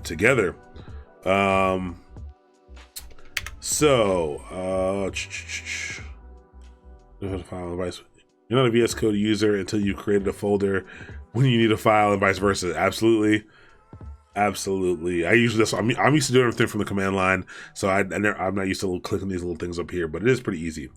Don't forget the Y in those app commands. Absolutely. I was gonna leave them out on purpose, but yeah, I wasn't leaving them out on purpose. I'm gonna leave them out on purpose for now. We'll talk about that -Y. So we could run make directory app copy before we run copy correct. Absolutely. So again, this is even though this isn't it's not a full operating system or machine, it is a Linux. It's a Linux file system. It has access to all the Linux things that you're used to, or most of them at least. So you can run. To make this directory like app copy, I can do run make dir -p /app /copy, and this will go ahead and create that directory for me, so I can go ahead and copy something into it. And then let's say I want to update it and I want to upgrade it, and I'm going to put this on one line. And then let's look at what else they have. So, and they have command.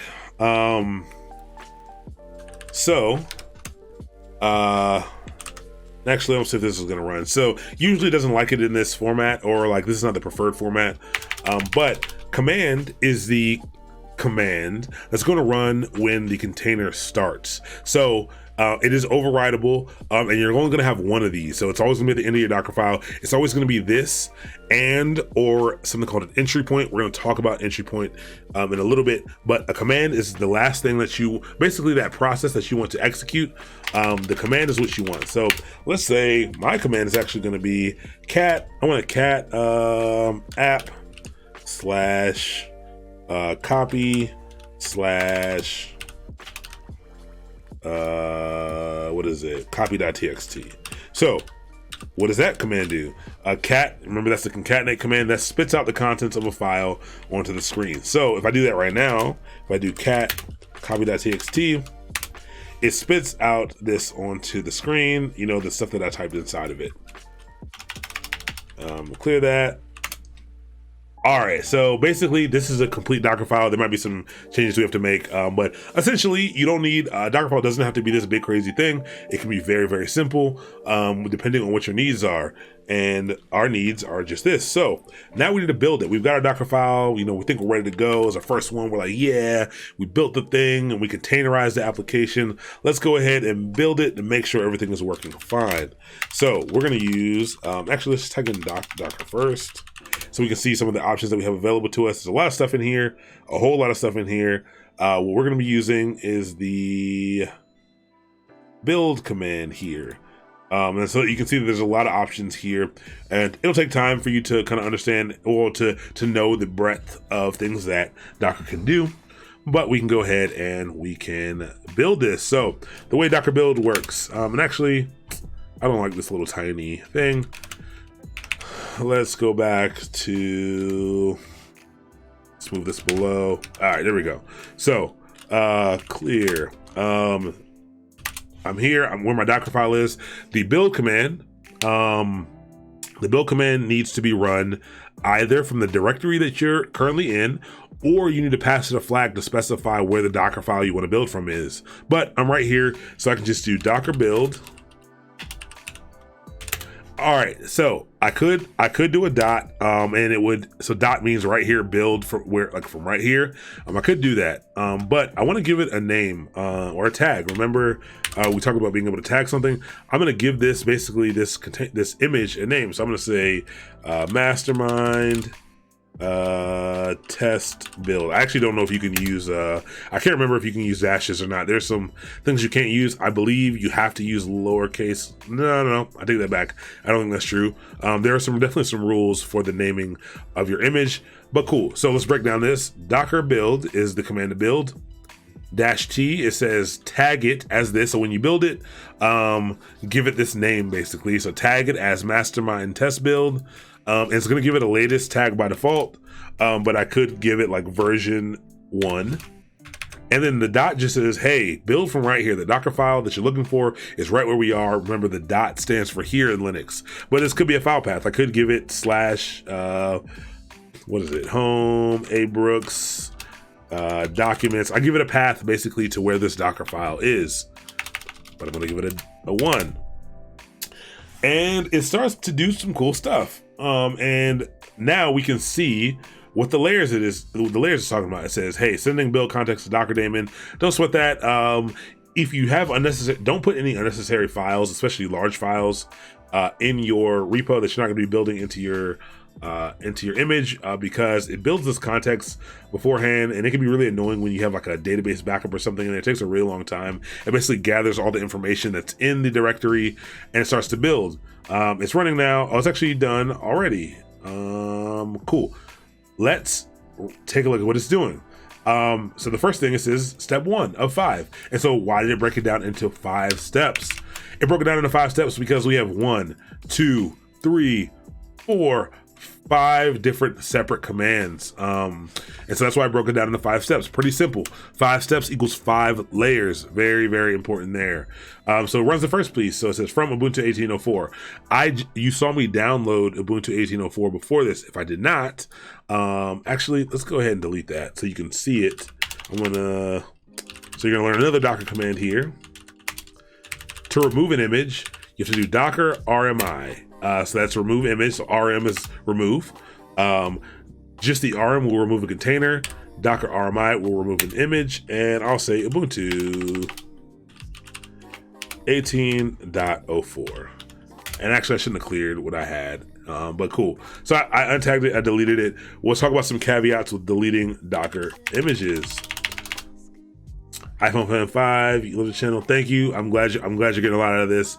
I'm having a good time teaching this stuff, to be honest. I like messing around with this stuff, and I'm glad you're getting something out of it. All right, so we built it. I deleted this. So actually, what images do I still have? If I do Docker images, that's how we check our images.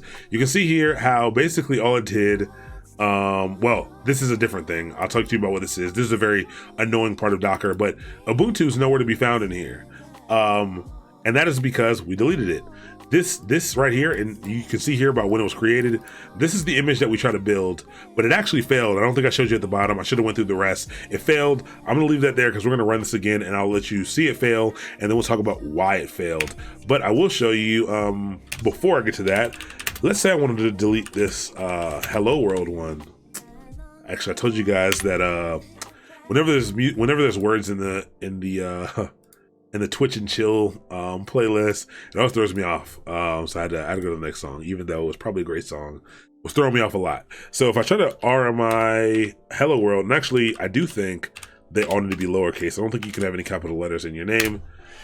I try to delete it, and this is one of the most important parts about Docker. Like, well, in the beginning, we're trying to figure stuff out. It doesn't do anything. It doesn't delete. It says, hey, daemon conflict unable to remove repository reference hello world must force container is using its reference image. And remember, there's no containers running. PS is how we see containers that are running. But if we do Docker PS -A, there are containers here that were using it, but they're no longer running. Even deleted containers, all the containers have to be gone for you to be able to delete an image. And so I would have to go through and delete all these containers. And remember, I said Docker RMI is how you delete an image, but Docker RM is how you delete a container. So I can do Docker RM, or I can give it the name over here. I can do Docker RM. And so you might say that's really annoying. Oh, there's more to it down here. You might say, hey, that's really annoying. If I ran a bunch of containers, would I have to do that? No, there are ways. There's pruning. There's some commands you can put together to go ahead and delete all these stopped containers.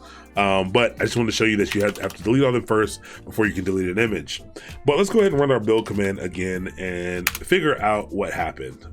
So you can see here how it completely went through this much faster. It went through much faster because it's basically skipped these things because it already had them cached. And right now it's going ahead and it's doing the update and upgrade, which is a little bit network intensive, just a little bit. Yes, that's the perfect command. That's the one I was going to put together shortly with that Docker RM. Actually, I'm going to copy that and I'm going to show you guys how this works. Yeah, something very similar to that. That should work. But you can read through this build and you can see here, hey, the following packages will need to be upgraded. Need to get this. Do you want to continue? Yes or no? And then it aborts and it fails. Why is that? As you've seen before, when we upgrade our computer, and actually I think if I go ahead and do on my host computer, if I do an apt-get update, put in my password. I don't know if I did this recently or not, but if there are any updates, it's going to ask me if I want to install them. Any upgrades. All right, so it asks me yes or no, and then it sits and it waits. That is the problem that we're running to inside of our build here. It's basically saying, hey, do you want to install these things? Yes or no. And then because it doesn't get anything, it goes to no and it aborts. It fails basically because you have to give an explicit yes to go ahead and run something. And that is because basically the build is not an interactive process. So it's very important to know whenever you are installing an application, especially if you're using a package manager, you can give a -y to your package manager commands, and that will just pass in the yes value. So I'll save that. That was a huge problem for me when I first wrote my first Docker file. I was freaking out. I was like, how the heck do you like type in yes? I just want to type in yes. I can't type in yes.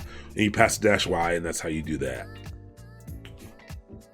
It needs interaction, Docker container prune, Docker image prune, etc. Yes, the prune feature is a great feature. But you can also do something like this. And basically what this command is, in Linux, whenever you see a command wrapped in a $sign and parentheses, it says basically evaluate this as like evaluate it, and then you can use that, whatever output comes from that. It's almost like it's a variable, really.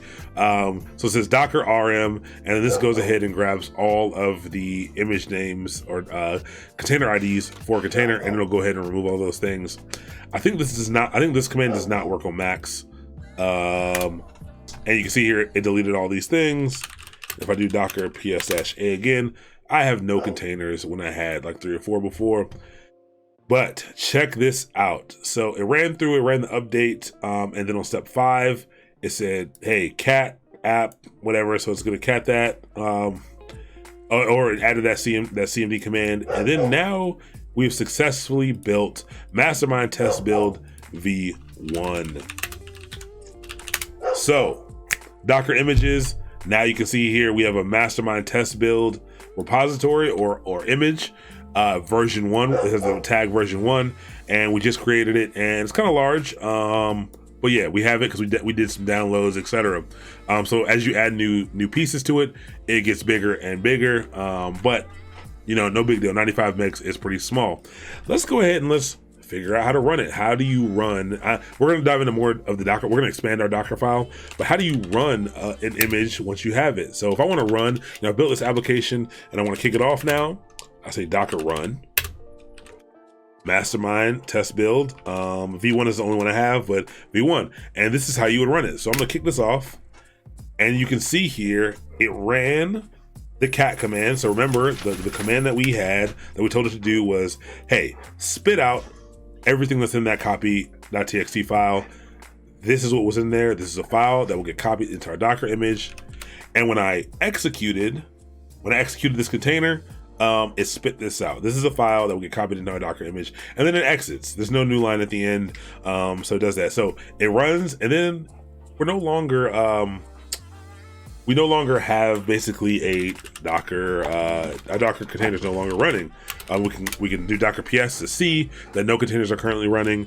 And now if we do a Docker ps-a, we can see here that we had an image that ran, and it was called Loving Kowalski, and it ran and it exited. Why did it exit? Because it did what I told it to do.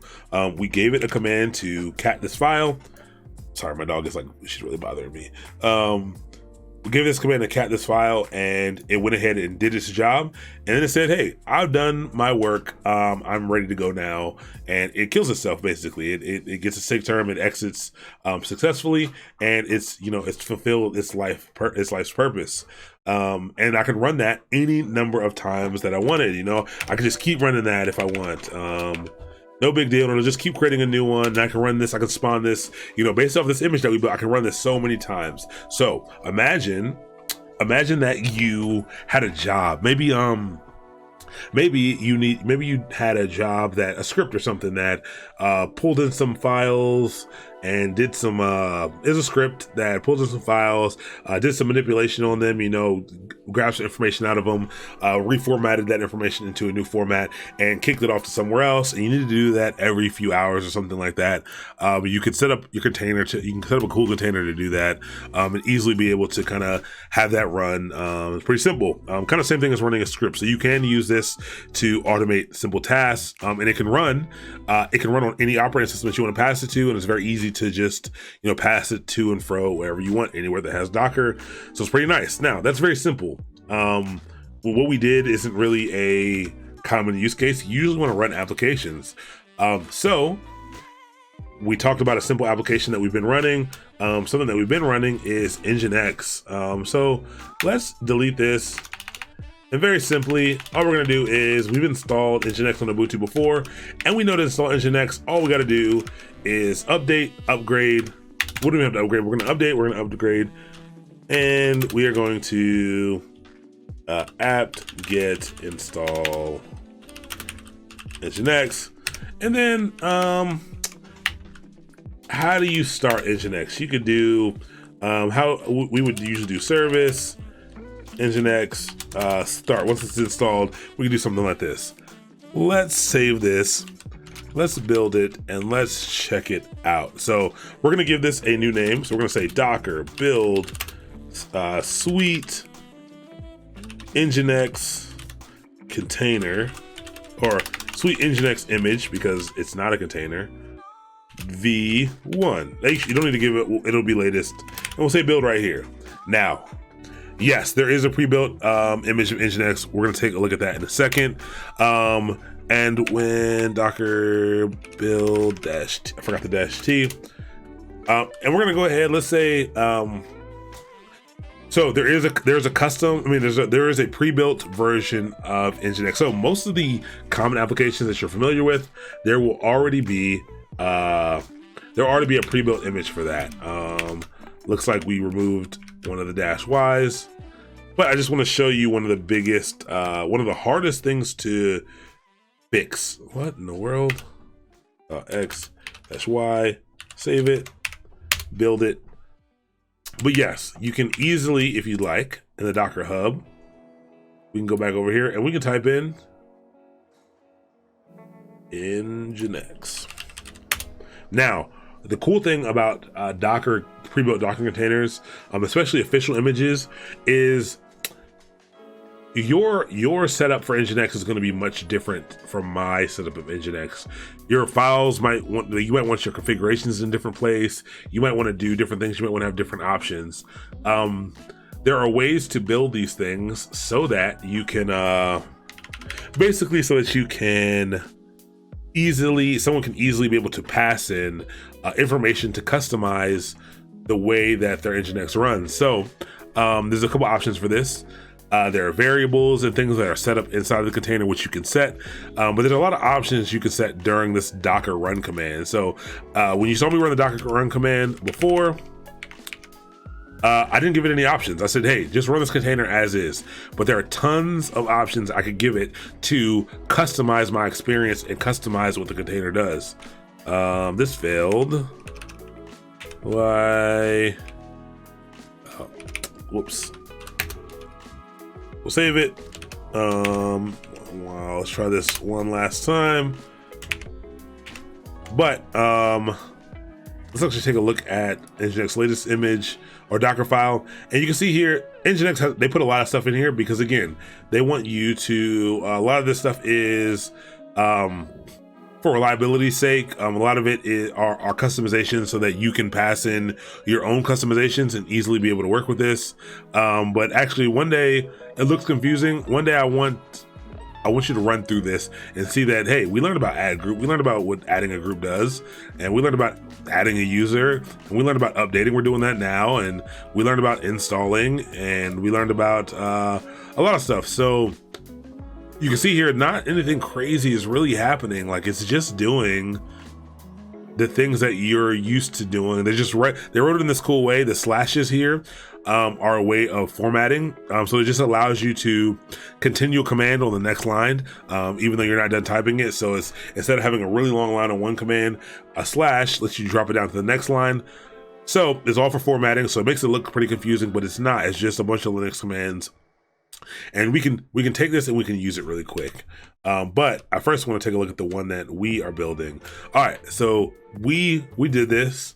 We created this. We tried to create this image. I can tell you right now that this is wrong. But we installed Nginx and it built successfully. And our command is to start it. Let's try to deploy that, or not deploy, but let's try to deploy one container of it. So we'll do Docker images. Check out our images that are available, and you can see this one is even larger.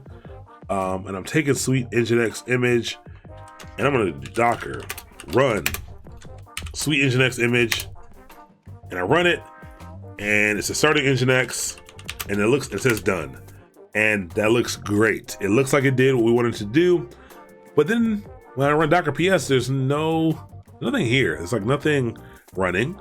And when I do a Docker PS-A, I can see that my sweet Nginx container exited 16 seconds ago. It's really weird. So a couple things you can do. You have some options here. You can do something like this. And if I want to see if something died, if I ran a container and it died, and I don't know what happened to it, I can do Docker logs, maybe Docker log, but Docker logs, and give it the name. And then it'll spit out what happened. So all we got here is the same thing it showed me, was that it started Nginx and that completed successfully. And again, that's the command that we gave it. We gave it that command to start, and then it died. So it did what we wanted. I'm sure Nginx was doing great for a second, and then the container said, "Hey, you told me to start Nginx, and now that it's running, I'm going to exit because I've done my job," which is not what you want. If you wanted to use a containerized application or service that runs for a long time, you need that to be able to run. So there's a few ways to build this into what you do, and sometimes you have to combine a couple of options to do this. First, now I actually don't know if this is going to work because we're going to end up using the official image to do this, but there's some flags you can pass it. So Docker run, let me see if it'll kick out the options that we have. -- help. There are a lot of options that Docker run has available to it. Again, you can set up how much memory container's going to use. You can set up, networking. You can set up environment variables. You can set up so much stuff through here. But what they don't have here, they do have it here, is D, and actually, I learned something new just now. D stands for detach. I thought when I first learned this, someone told me D stands for daemonize or daemon, to be able to run this as a service, basically to run it as a daemon, but run container in background and print container ID. So -D is something that you're going to use to try to get a container to go ahead and run in the background and do its thing in the background. So I'm going to add a -D to this. Docker run -D. Sweet Nginx image. It spits out the container ID, which is very long, and it spits me back to the command line. If I do a Docker PS again, I see that nothing's there. And if I do a PS-A, I can see it died again. And if I want to check the logs for that, again, I can do Docker logs because I didn't see what happened. And I got the same output. Really annoying.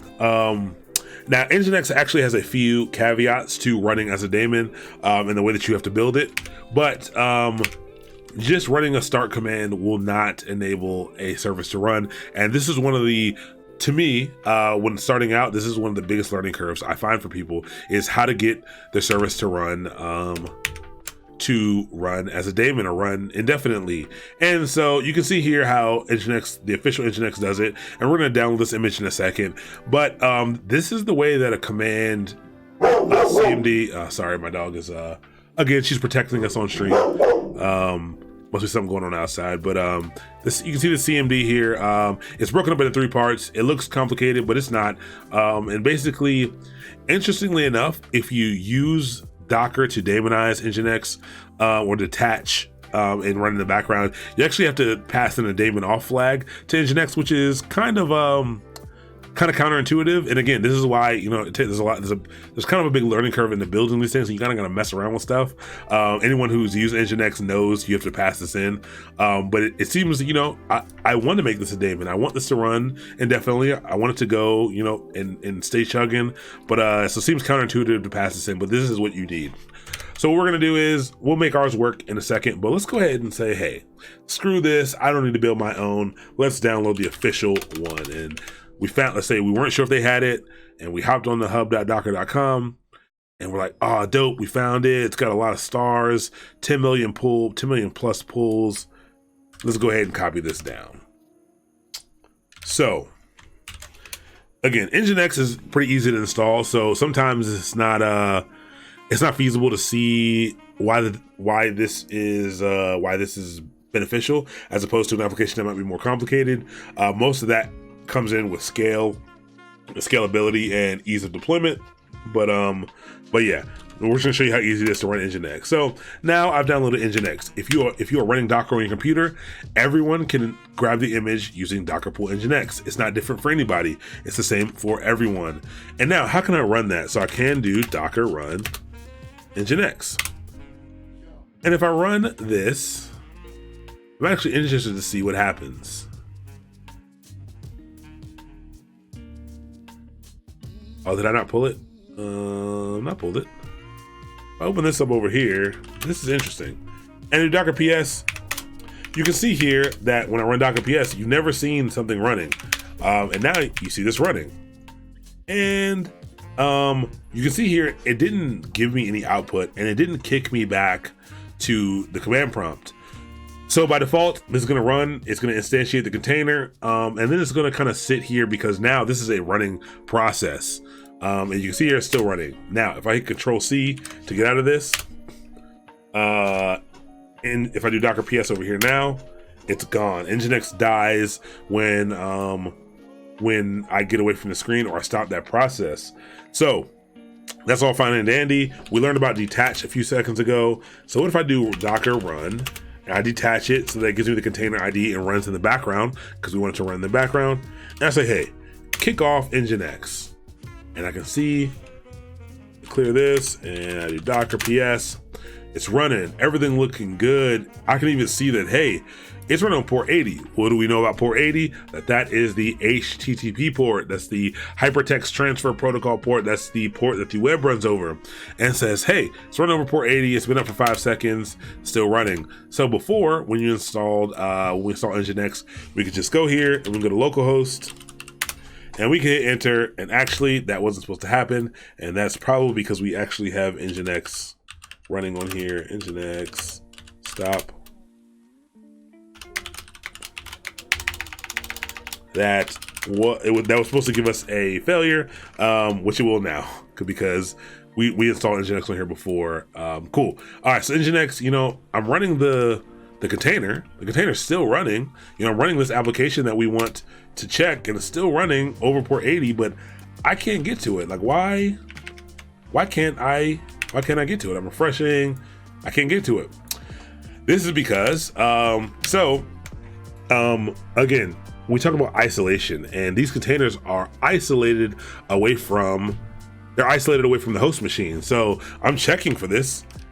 This is my host machine. I'm refreshing. I'm checking my web browser on my host machine, and I can't get to it because, again, this is isolated.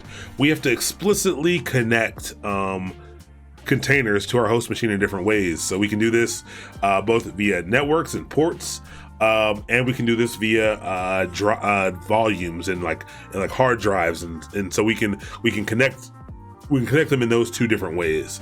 But so for this, we're actually going to need to do networking. So what we would do is, I'm going to kill this. So I'm going to Docker stop, and I'm going to copy the name,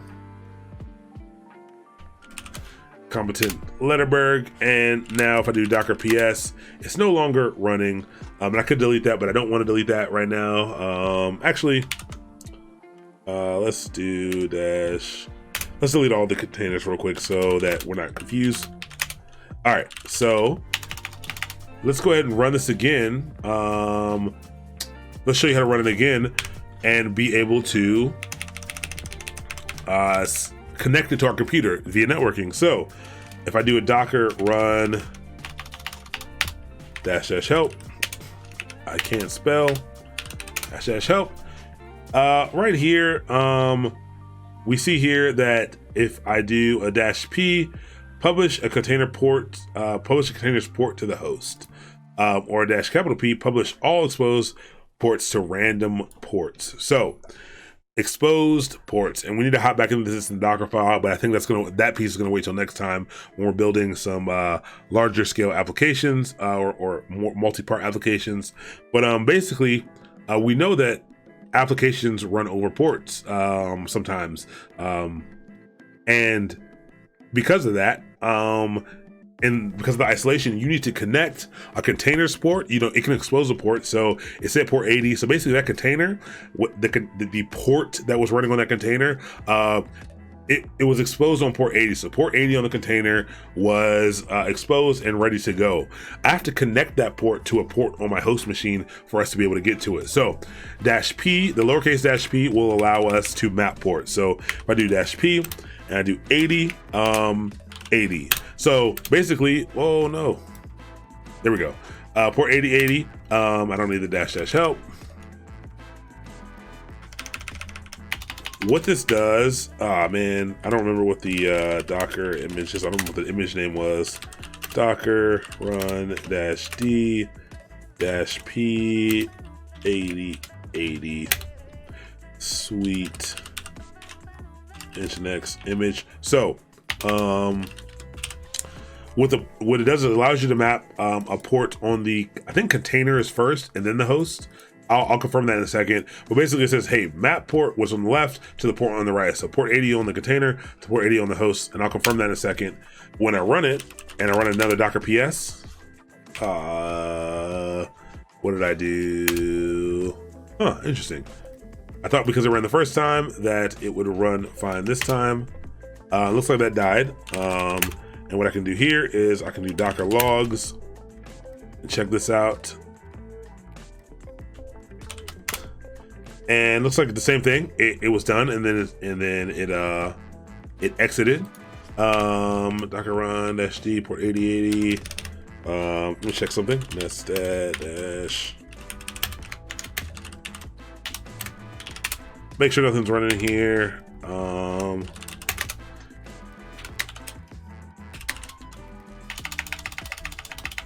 Oh yes, thank you.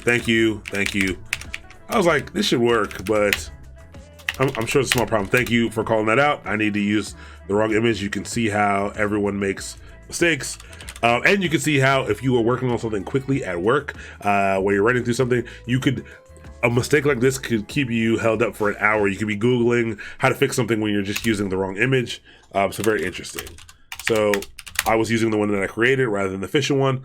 All right, so now we gave it a port map. And now look at the difference here. And I don't think I can scroll up far enough to show you, but before, all the port said was just this. And now it's letting me know that it's mapped to 0.0.0.0 port 80. And what that means is this is my host computer, port 80, and it's mapped to the container port 80. And if I check out this now, just like that, I now have nginx running in a container on my machine. So nginx is not running on my local machine, but it is running inside of a container, completely isolated from what I'm running. That's pretty dope. It's pretty cool. There's a lot of reasons why this would be great. And I can build my own container image with all of my configurations to be able to set things up how I want. Let me show you what would happen with a -P really quick. It's 10:02. Let me run through this really quick. So I'm going to do docker stop, container ID. The 0.0 does not mean anyone can connect to it. It just means that it means that it's networked basically to your to the host's like all IP addresses, kinda. It's just meaning that it's mapped to the all the network interfaces on your computer. So if I had multiple ones and I did a IP tables, or I'm sorry, if config All the network interfaces that I had here, you can access this on over port 80 on all of them, I believe. Pretty sure that's what it means, but that's all it means. No one can connect to this directly. If you didn't know the IP address of my computer, you would be able to reach in and use it. But yeah, wildcard IP address that will match any possible incoming port on the host machine. Yeah, so you can use any of those. But Docker PS, let's stop it really quick. Docker stop. And then let me show you what will happen if I run it with -P. You don't need to give it a port mapping. It'll map all exposed ports to a random port on the machine. So you can expose multiple ports. So let's say you have 2 or 3 things running, 2 or 3 processes running. And again, I know I said it's each container is only designed to run one thing. There are times when it makes more sense to run 2 or 3 things inside of it. Some applications require that. So there are times when you have to do that. But -P will expose all ports that you've set up to be exposed. And then if I do a Docker PS, it gets mapped to port 80 in the container. It gets mapped to a random port on my computer. So 32768. And now if I refresh this, it's gonna say it can't load anything. But if I paste in the port, now we get Nginx. So that can be interesting. That can be interesting for a lot of reasons. If you're working on something where one, you don't know what port to map to and you just want a random port that's available, that will work. But yeah, that is just another option that you have available to you. That's the difference between lowercase p and capital P. In our Docker file, to expose Nginx, like even if we built this and even if this worked, even if it ran and it stayed up, it would not work because there is an expose command and you have to expose port 80. And so if this was production, I would not only expose port 80, and I would expose port 443. We know that's where HTTPS runs, and you would go ahead and you would expose both of these things. It does not expose port 443 for me right here because I have no configuration set up for SSL. So Nginx is smart enough to say, hey, you don't need it. We're not gonna operate over that port. But if I did have SSL set up, if I had a configuration or a virtual host that utilized SSL, it would expose both port 80 and port 443 for me. So these are those SSL TLS certificates. We're supposed to call them TLS certificates now, but it's just simply too hard to do. It will do that for you. So this would essentially be your Nginx if you wanted a very simple Nginx thing. And actually, let's grab their CMD command and let's just see if this runs. It might break because I'm not running anything over 443, but just to show you how easy, like you don't need to use theirs if for any reasons, but it's just showing you how easy you can get something up and running. And maybe I'll remove 443 in a second, but I just want to see what's going to happen. I'm pretty sure it's going to fail, but I'll save it. Let's go ahead and let's build. We're going to build a new sweet Nginx image. We're going to call this V2, even though I could just make it latest. I want to make it V2 because we're cool like that. And it built. We'll do a Docker images. I can see here I have V1, I have latest, and I have V2. Those are the, yeah, I have V2, okay. Oh yeah, V2's not latest, so I'm gonna spin this up. So let's copy this, let's Docker run -it. Okay, so that was muscle memory. That's the last thing I want to show you. After I try to run this, I want to show you something with interactive mode, but I'm just gonna run Docker run -d, daemonize it, -p, capital P. Let's try this. All right, so it didn't give us an error, which is nice. And when I do this, nothing happens. And that was already running. Something just exited, which was this. Let's check out the logs for this container. Oh yeah, V2, thank you. Thank you very much. V2. Okay, that was a capital V, needs to be lowercase v. I actually hit caps lock. All right, if I do Docker PS, that's amazing. So now we have 2 running containers. So actually, this is the old one that was running. And let me delete this one.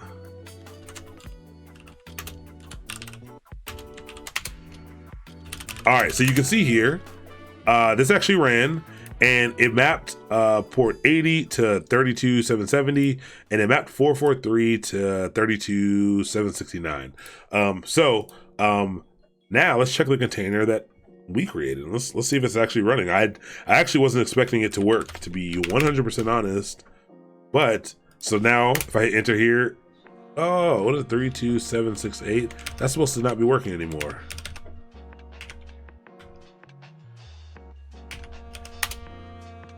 Huh, I wonder if that's cached. This should not be working. Oh, there we go, it failed now. So that's failed, but if I do this, Nginx is working, and if I hit this other port, it should fail. But 769.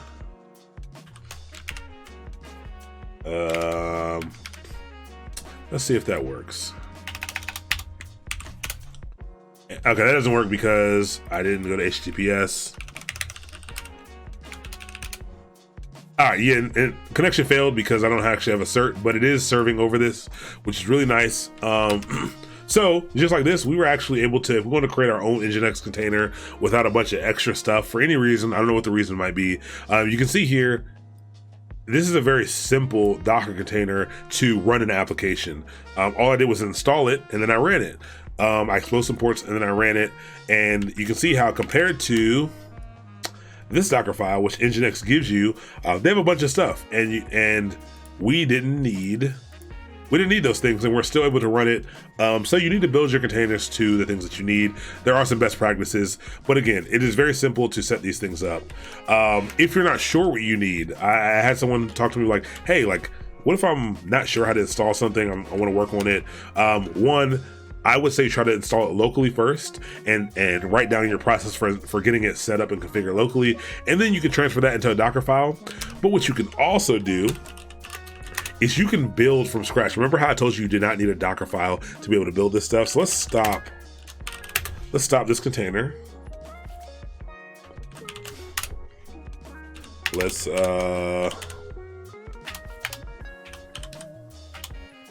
give I think it's in this one. So R dash QA. All right, I removed all the stuff. Let's say you just wanted to log in and figure out how to do some stuff. So you can interact with a container. You can log in, definitely in quotes, interact with a container if you need to. So we can do this: Docker run dash. I'm gonna give you a new one. I'm gonna give you ITD.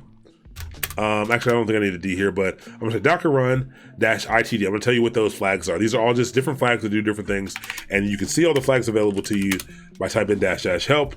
And so, Docker run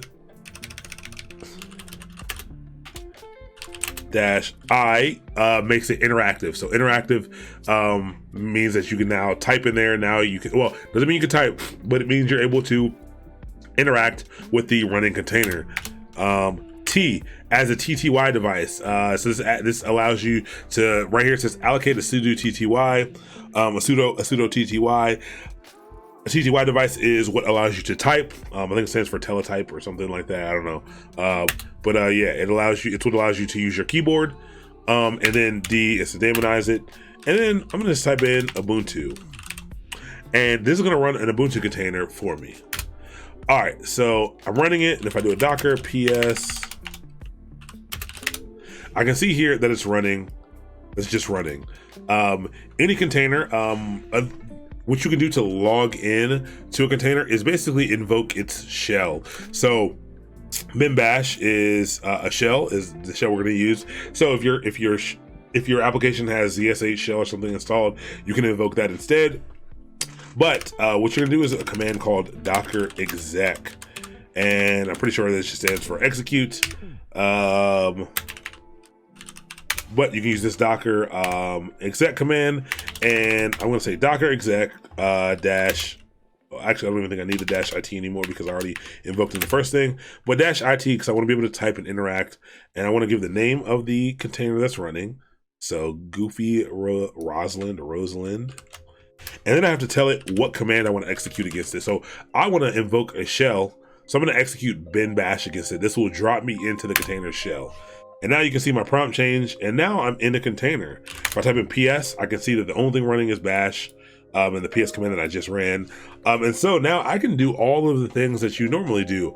But because we know this is a pared down version of Ubuntu, I won't have everything available to me, but I'll have just about everything available to me. So then I can just do, apt-get install,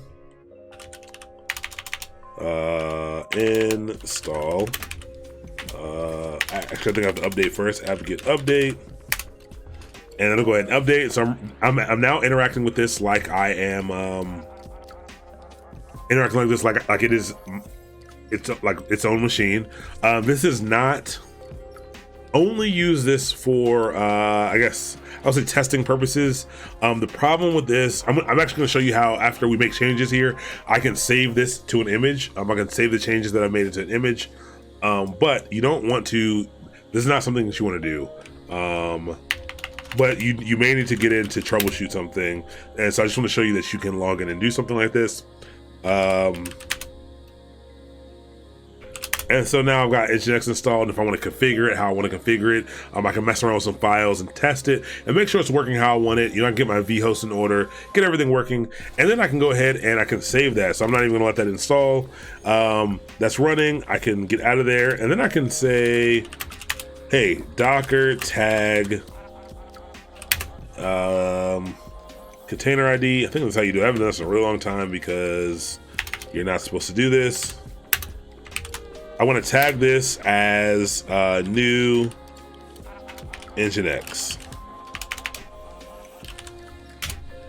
And no such image. How do I do this? Actually, do I have to give it the name, or do I have to stop it first?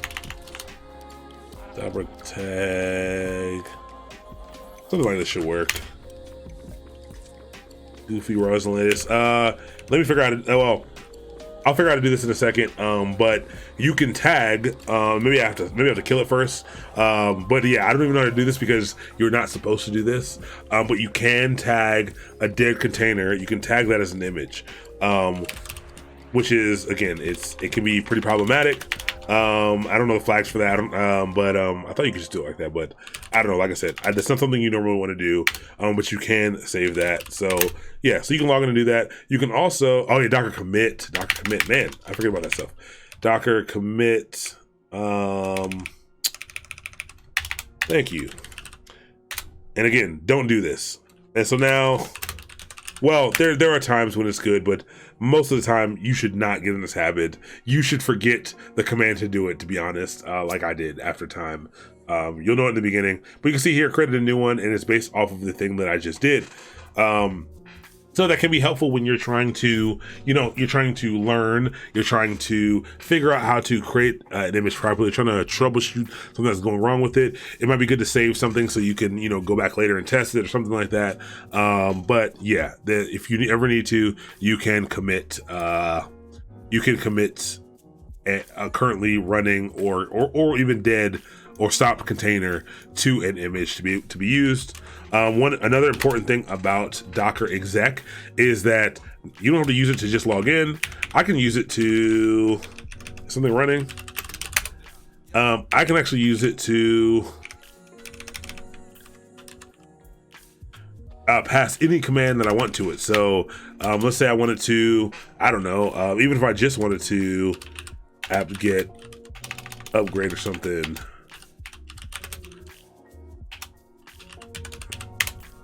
I could pass that to it and it goes ahead and it upgrades. Because I gave it a -IT, it makes it interactive and I can type stuff in. But that basically ran that in the container and dropped me right back out of it. Really just gave me the output and allowed me to interact with that output. So exec is nice to be able to interact with containers that you currently have running. So one of the biggest things, one of the first things that I did and actually we're going to get off of here pretty soon. One of the first things I did when I learned how to do Docker is the company I was working for was using WordPress for something. And I went right in and I spun up a, an Ubuntu image just like we just did. And I logged into it and I went ahead and I installed all the different pieces. And like I got PHP set up, installed, I got the files downloaded on there and all that other stuff. And I got it working. I saw Nginx in there. It was really weird. Got it working. Or I saw Apache, I think, at the time in there. And I had everything kind of installed in this. And I was using it like a VM. And it got real large. And then I closed my computer and it was gone. And I didn't know at the time that you could restart stop containers. And I was like, oh no, I'm at work. I spent 2 hours setting that up. And now that's gone. This is really stupid. It's the dumbest technology in the world. And then I figured out how to start it back up, and then I pruned, and then it was down one day and I pruned all my containers and it was really gone. And I was like, what's going on? This is a stupid application. Like, why would anyone want this? And it is not made to work like that. This helps you operate in the microservices workflow. So WordPress, something like WordPress is a pretty popular application. And actually, we're going to spin up WordPress next time with Docker Compose. But it's a couple different pieces. It's Nginx or Apache. So it's a web server. If it's Nginx, you got to use something like PHP FPM, which is an application version of PHP. And then you need like a database. So you need really three pieces there, and it's designed for you to basically spin up a container that handles each of those tasks. So I will spin up a container that does Nginx, and I'll spin up a container that handles PHP, and one that also handles the database, and I interconnect them, and I can have them talk to each other, and they don't operate independently from each other. And until you see that in action, I think it's a little hard to see how that's done. And over the next 2 streams, when we're talking about Docker Compose and various orchestration methods like ECS and Kubernetes, you're gonna realize how now, I'm gonna show you how to build out these smaller applications and separate these things out, and then I'm gonna show you how to make them operate with each other and how they can talk to each other and how they can interact. And then I'm gonna show you how, hey, if I'm a real organization, I'm not gonna have one container running.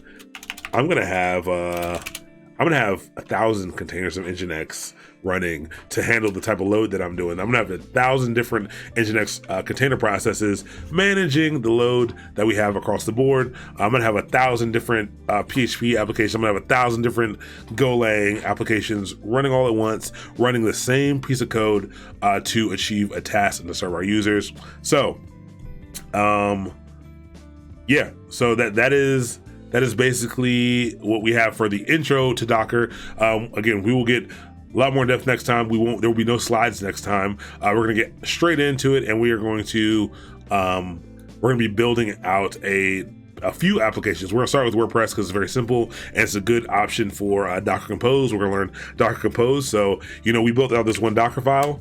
What do you do when you have multiple services that need to run all at once? And how do you, spin those up at once and get them to talk to each other? I'll show you that. And then I'll show you how to, spin up multiple ones to the same container.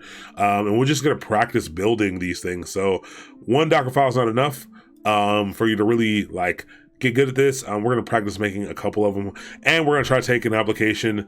I found an application that's not Dockerized on GitHub, a random open source application that did not have a Docker file. I did find a Docker image for it in the Docker Hub, but there was not a Docker file in the main repo.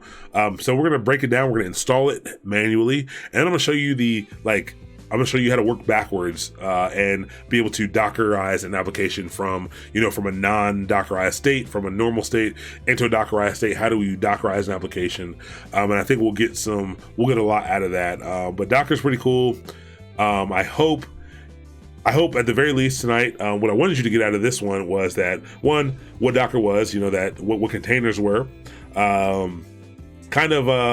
I want you to understand what the Docker Hub was and what a registry was, where you could go to grab pre-built images. And so I could take these images that I have right now, I could take these and I could push these up to the Docker Hub, and you can grab it if you wanted. I'm not going to, because then people are going to grab it and my stars are going to go up for things that don't really work, and that's a bad idea. But I could push up this sweet Nginx image. I could push this up to hub.docker.com, and I'm not logged in, so you know what? I'm gonna do it anyway. Someone wants to grab it. It doesn't work. Actually, this one works, I think. V2, Docker push. Kind of like GitHub. Actually, I have to do Docker. Was it login? Haven't done this in a while. I don't really remember what my login is. Make sure you can't see my password. I don't even know what my password is. Oh, nice. So now, request access is denied. I just logged in. Password restored and encrypted. Login succeeded. Do I have to give it like my user? I don't remember. So interestingly enough, I have not dealt with Docker Hub in a while. Need to append it with your Docker Hub name. Can I just put it at the end like this? How do I? What's the? Actually, I can just look. I'm being real lazy right now. Because I do everything in AWS now. I've got a lot of automated processes in place to log me in and to push things. But dash. Oh yeah, slash. Okay, you're right. V2. Thank you. Is it this slash? I think it's this slash. But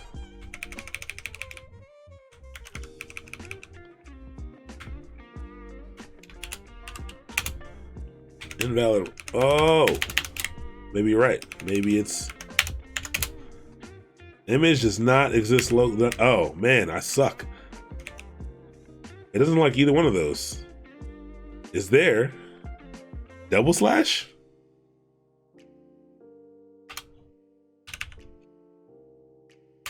It's already tagged. This is definitely already. Let me see. Docker images. We got sweet Nginx image v2. We got that. We got that. Tag it with my oh, whack, super whack. Okay, so the reason no, never mind. That's not whack. That makes perfect sense. That's exactly how you do it in AWS. You have to tag it with the whole, like the repo is actually part of the image name. That makes perfect sense. That is super whack. I don't like this. I don't like this at all, even though this is how it always has worked. And this is another problem that happens when you start to automate things. You forget how to do a lot of it manually, to be honest. So we'll tag this Bricks A321. Actually, I've got to give it this E2. Tag it this. I'll tag it this latest because. All right, and then Docker push.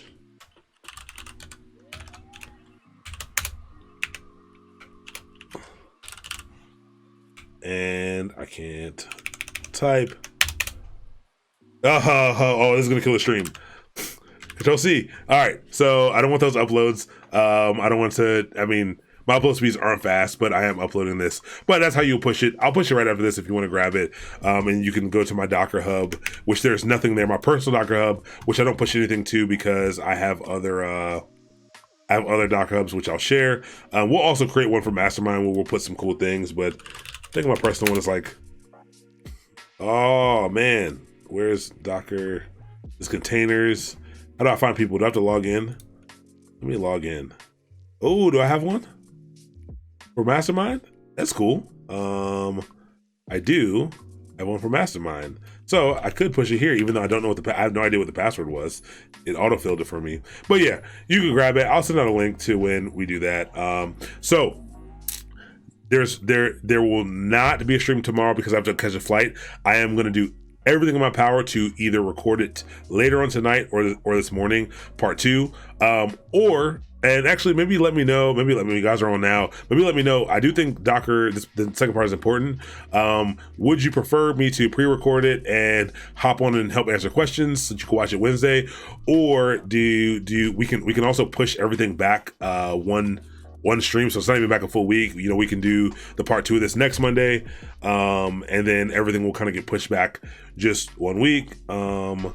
Yes, I can. So the NAG Champer, are you in the? Can you send me your? Are you in the Slack? If you are in the Slack, can you send that to me? So So making a website open source. I think it'd be cool if we added features that we learned. Oh yeah, I can open source my website, no problem. But yeah, record it for Wednesday. Cool. Yeah, I'm gonna record it for Wednesday. If anyone has any questions after that, we can even do an ad hoc stream. But yeah, I'm gonna record it and let it play on Wednesday. I think that'd be pretty cool. The only problem with recording it is because it's not live. You guys aren't asking me questions. It's always gonna feel like I am rushing. I like the questions because they slow me down, but yeah, no problem. The recording probably won't be 2 hours because again, I won't be stopping to try to answer questions. I'll be trying to just get through it. And I think it'll be a lot more in depth than tonight was. Well, at least more hands-on.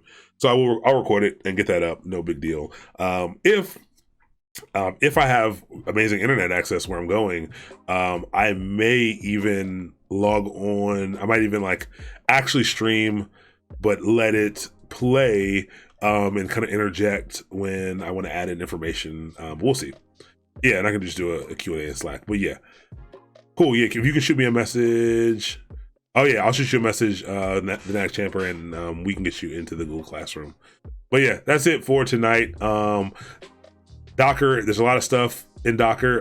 Again, tonight was just the very basics. I want you to understand that you can build a Docker image. I want you to understand the difference between an image and a container, and that you can build an image from a Docker file, and that it only has a couple of these commands. There are like a few more. There's like copy, there's add, delete. There's like add. There's a few. There's not that many. There's actually not that many commands you can pass in. But I want you to understand that you can build them. You can build them from a file like this. That's actually pretty simple. I want you to understand that these are generally single-use containers. Kind of once they do their job and they're down, you don't really care about them anymore. You usually spin up a new instance of it because, again, it's you want to build them in a way that that's kind of repeatable and reliable. And when one dies, no big deal. You spin up a new one. And again, they will, unless explicitly told to do so, they will run that task until completion and they will exit. That is what their job is. Also, that they're ephemeral. We didn't talk a lot about data persistency, but if you try to save stuff to these containers, they would be available in these containers. But once the container was gone, that data would be gone. That's not something that you always want to happen. You kind of want to keep around some of that data sometimes. So there are ways around that. There are ways to make sure data that is saved to them. Like if you're using a container for a database service like MySQL or something, you don't want that data to go away when you delete a container. And we will talk about that in the tomorrow and in the and once we get into the Kubernetes section. Even when we get to Kubernetes, we're still going to be diving heavily into building out real applications with Docker. So that's going to be pretty cool. Yeah, and then other than that, just that, again, images versus containers. The Docker Hub, knowing that there is a place where all this stuff exists and that you can utilize, applications from here. So if there's something you like to use, I think there's like some like GitLab. So if you want to create your own like GitHub type repository, GitLab is another Git repository service like GitHub, which you can host your own. So you can actually host your own GitLab if you want your own custom Git repo through a Docker image. You can just do, Docker. You can set this up and you can do Docker pull GitLab and you can go ahead and set that up. But there's a lot of cool packages on here that you can just simply do a pull and read through the instructions and go ahead and run it. Like Node.js. So if you're writing a Node.js app, you can just pull Node and you can build your Node.js app in this container and just kick it off to run it. So that's pretty cool as well. Do you ever go to Blue Moon Cafe to eat? I have not been yet. We've been in Baltimore for a while and we kept saying that we were going to go to Blue Moon and never ended up at Blue Moon. I'm used to Docker Compose and skipped over a lot of regular Docker. Yes.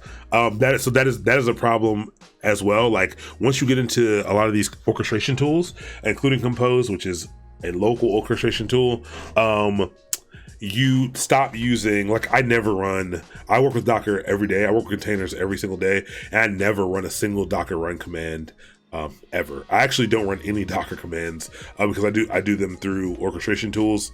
But yes, it's very easy to get into Docker and get into this stuff and never do a lot of the stuff that we did now, or never have to. But it is to be able to understand what you're doing with these orchestration tools, you need to know the basics. A lot of stuff we went over tonight. It's good to see those things. You know how to build Docker files. So I help write Docker files. I contribute to those a lot, but I don't run a lot of regular Docker commands. So that is pretty interesting. Cool, GitLab Suite, yep, I already do that. Just remember, anyone can make a Docker image, so don't blindly trust any random image.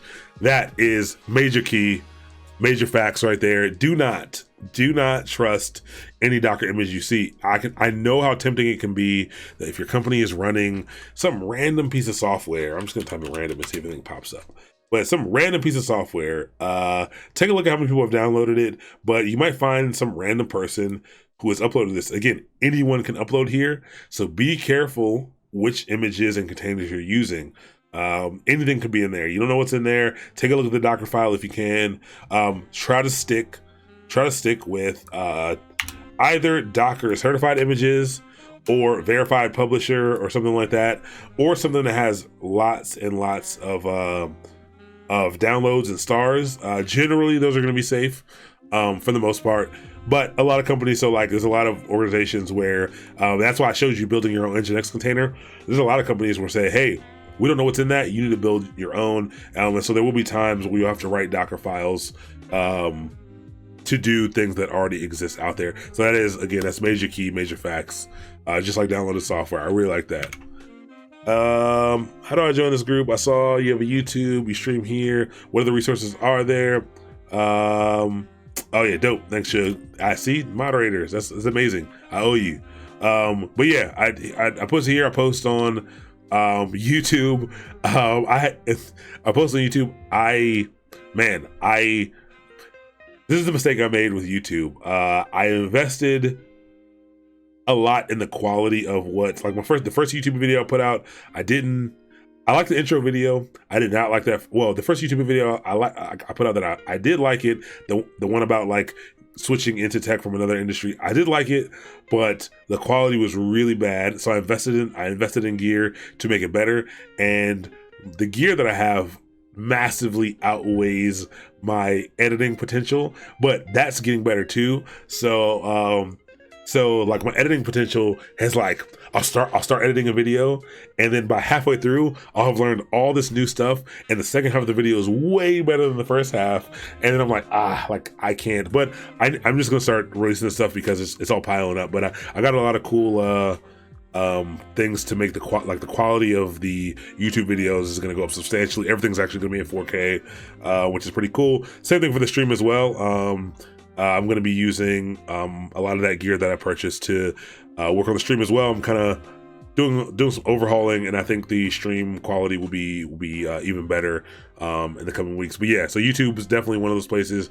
I promise you, that's going to be a big place, because I have to YouTube monetization. Not that I'm doing this for the money, like, at all. But if I'm going to be putting out videos and stuff, I would like to get to be able to monetize on YouTube as fast as possible. And the barrier to entry for that is real high now. Like, you got to have something like 4,000 like watch hours or something, and 1,000 subscribers. So I got to start somewhere. So I need to start soon so that I can start building that as well.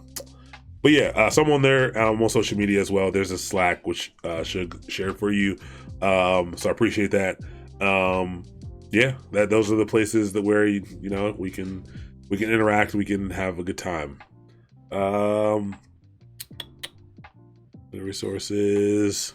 Yeah, I really like how much you all been posting really good resources in the Slack. Again, I wish you guys could see how many Slacks I'm in. Actually, maybe I can show you.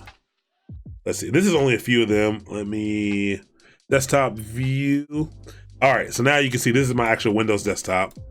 Oh no, I'm stuck in there. But you can see here how I'm in a bunch of Slacks over here on the left, and this is not even all of them. I need to get rid of some of them, but that's why it may take me some time to get back to you. Sometimes there's still a lot of stuff in here, but don't sweat that. Yeah, I'm also in Discord as well. That's a problem too. I'm not showing you my Discord, but I have a lot of stuff there as well. But yeah, I'm getting there. I'm weaning myself away from a lot of this stuff as well. But let's get back to the main. All right, man, I'm really finding, I can't wait to find more ways to use the Stream Deck because I like just doing stuff like that. Like the Stream Deck is super nice for just doing stuff like that. What was that Amazon service for having multiple cameras? I'm not sure. Not sure what you're talking about there. Having multiple cameras? I don't know what that is. Service? I don't know. But I have a Stream Deck, so I can have multiple inputs and I can switch inputs. So I can have multiple inputs into my computer. Cameras, different angles if I want to. I do have a giant whiteboard. Actually, I'll show you real quick. I do have a giant whiteboard here that I was going to start using, but I need to get a camera. I need to get a camera onto the whiteboard, which I will possibly do. Or I'm actually probably just going to use an iPad as a whiteboard for this, switching inputs and using an iPad for it, because there's been times when I really wanted to draw out some diagrams, which I think would have been pretty helpful. So that is something that's coming pretty soon, actually, for that.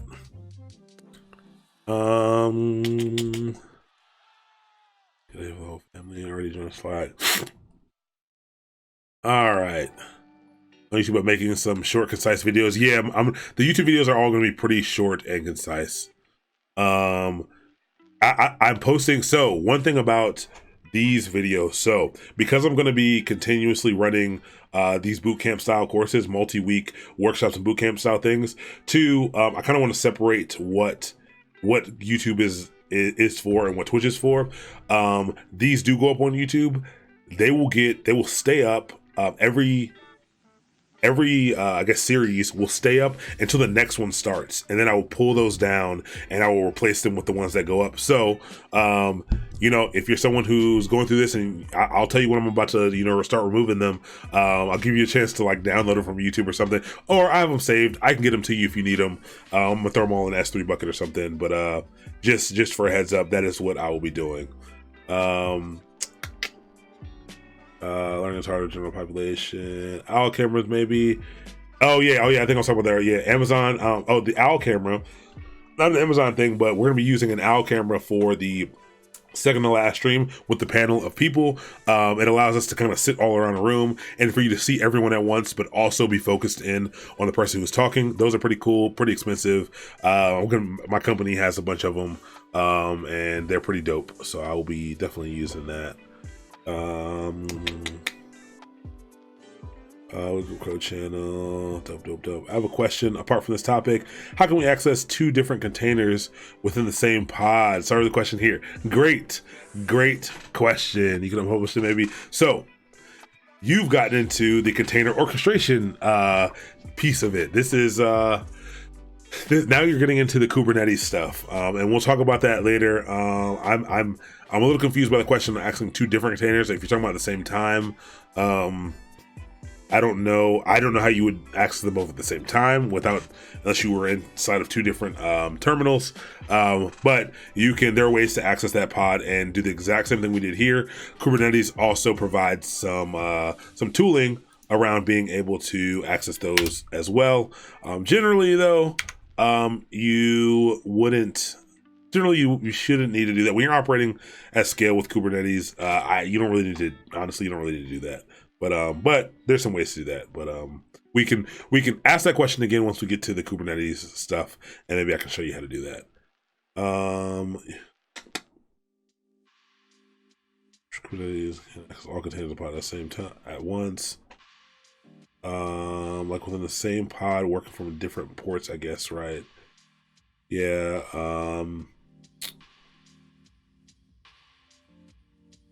Few times, never gone through it. We do it with Docker Compose. The question was talking about two containers interacting with each other. Yeah, and that's what I said. Maybe I didn't fully understand the question. But yeah, you'll see the value of Docker Compose next time for sure. Pretty dope. But yeah, actually, if there's anything, so a lot of the things on YouTube again won't be things like this. Won't be teaching technical concepts. It'll be high level things. So there's there's a couple videos in the pipeline of like what specific types of engineers do, software engineers, DevOps, QA, all stuff like that, to find out the differences between the different the different, disciplines. There's some stuff about, imposter syndrome, and these are higher level concepts that are kind of prevalent across the board. That's what the YouTube stuff is going to be for. If anyone has any ideas of something that that they may want to know about, that I may have some experience with, if I have some experience with it, I'll absolutely make a video on that. I got a bunch of stuff in the pipeline, but I would like to make videos for things that people care about.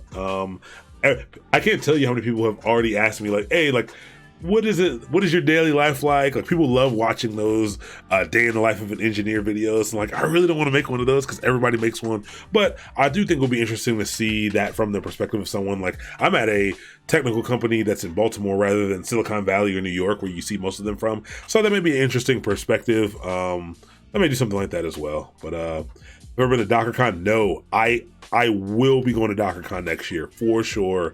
I've never been. Other conferences have taken priority. The company that I work for has I've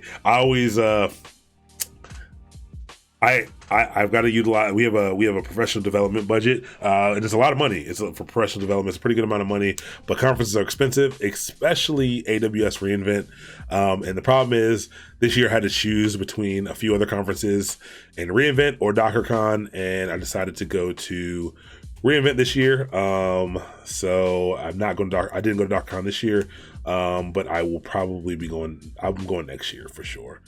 And so I'm actually have a whole video planned out to talk about, the whole conference experience, and kind of like what you can do to get the most out of your conference experience, and like how to choose which conferences to go to, stuff like that, what to expect, things like that. So I will be making that, during the time that I am at the conference that I'm going to.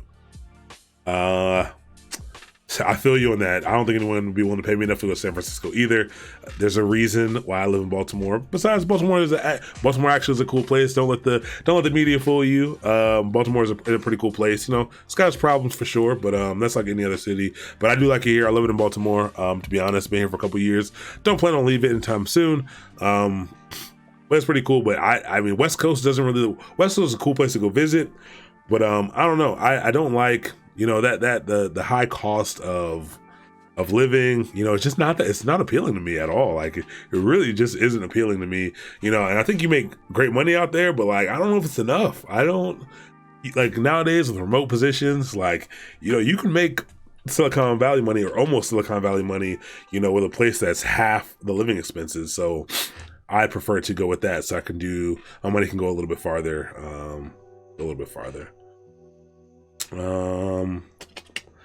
Dope. You go every year. That's cool. I'll definitely hit you up to find out, some good info on what to do, how to approach it. I know it's not quite as big of a conference as AWS reInvent, but every time I go to a new conference, I like to know how to approach it, because sometimes you don't get into the sessions that you want to get to because you didn't know that you need to sign up before a certain date or things like that. So I would love some information on that. Baltimore, Maryland, there's more than just murder here. Yes. There's much more in Baltimore than just that. Yeah, everything. Yeah, New York, all that is pretty expensive. I've actually the problem is I've gotten spoiled, and I'm used to relatively cheap rent now. And even when I'm ready to buy, I like what you can get for your homes, like in decent parts of Baltimore. It's pretty good. It's surprisingly good. The surrounding areas of Baltimore, though, as you step out, like down towards DC area, which is the ultimate goal one day. I think my dog is dying over there, choking on something. But the houses are pretty expensive. So just trying to find a place that I want to keep as much of my money as possible so I can do some cool things. There's a lot of things that I want to do. Tech is amazing. I love tech, but I really like what tech allows me to do in my life. I want to do a full race season. I want to basically run a race car. I want to get a truck and a trailer. I want to run a full race car for as many seasons as I can afford it. I think that would be pretty fun. There's some places I want to go, things I want to do, things I want to see, and I want to have enough money to do that without killing myself and working 90 hours a week. So that's not like, if you want to do that stuff, come out to Baltimore. You make good money, pay cheap rent.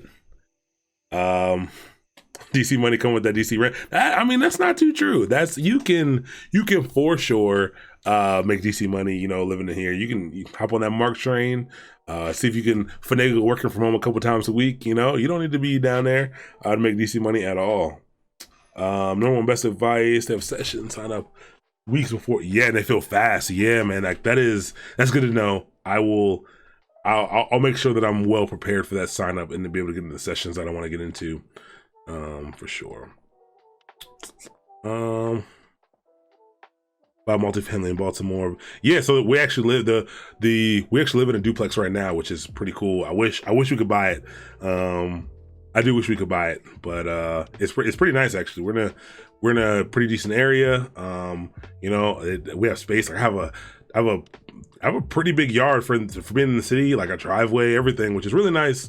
Where the house we were at before, we did not have those things. And again, you know, I like cars. I like to work on my cars and stuff. So like, it's nice having that now. And we were able to host, you know, big picnics in summertime, you know, big tents and stuff, and like actually do that in the middle of the city. It's really nice to be able to do that in the city, and you know, be close enough to everything, but just far enough away that you can like have that space.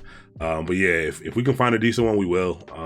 The only thing really stopping us right now is just that, you know, my wife's in school, and you know, we just kind of like our freedom a little bit. You know, we never knew, like we've had a lot of opportunities. It was like, hey, maybe you're gonna go here for school, maybe I'm gonna go here for work, and so we just kind of been renting, because, you know, we're not sure where life is going to take us, but I think it's that time. We're getting older. We're settling down a little bit.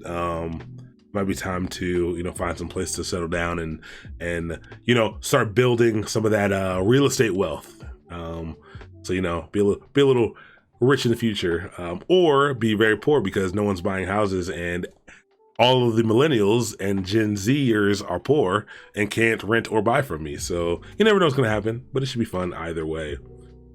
Do you know any entry-level cloud engineering gigs in the DMV with some on-the-job training for room to growth? Now, Sam, that's an excellent question.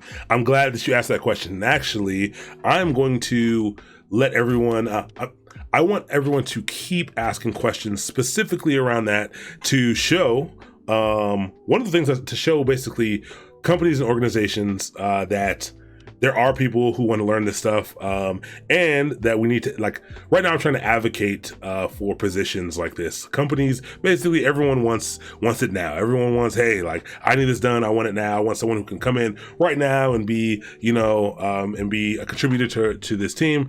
And then you say, hey, well, if you want that to happen, your budget was $150,000, or your budget was $110,000, but to hire someone like that you say you want, you're gonna need to up it to 160, 170, and people don't like that. And so companies are starting to understand that, like, the need to basically nurture this tech pipeline.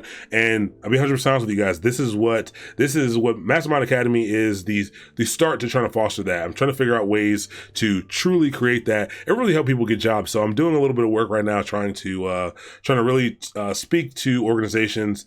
We're talking to organizations on being willing to hire exactly that. I mean, you know, I know so many people who would like, it would be life-changing for them to take, you know, $70,000, which is dirt cheap for an engineer, even in the Baltimore area, dirt cheap for like a cloud engineer, a DevOps engineer in the Baltimore area. But like, hey, if you can spend a little money, you know, I don't want to say sacrifice, if you could invest a little bit of money, so that you can have, you know, someone who wants to be there, who is hungry, who can do the things that you need to do. You think you need all the stuff done, but really you need the simple stuff done. And this person can do those things for literally half the price that you wanted to pay. But upfront, you have to do a little bit of investment. That's not even going to be as much as you were willing to pay, before for one person.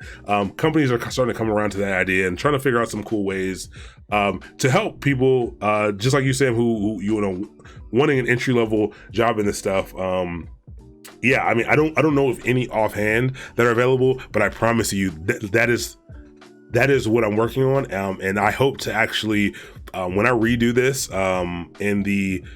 this one won't be redone. The DevOps one won't be redone till right after the new year, when everyone's like primed and ready to go to learn new stuff.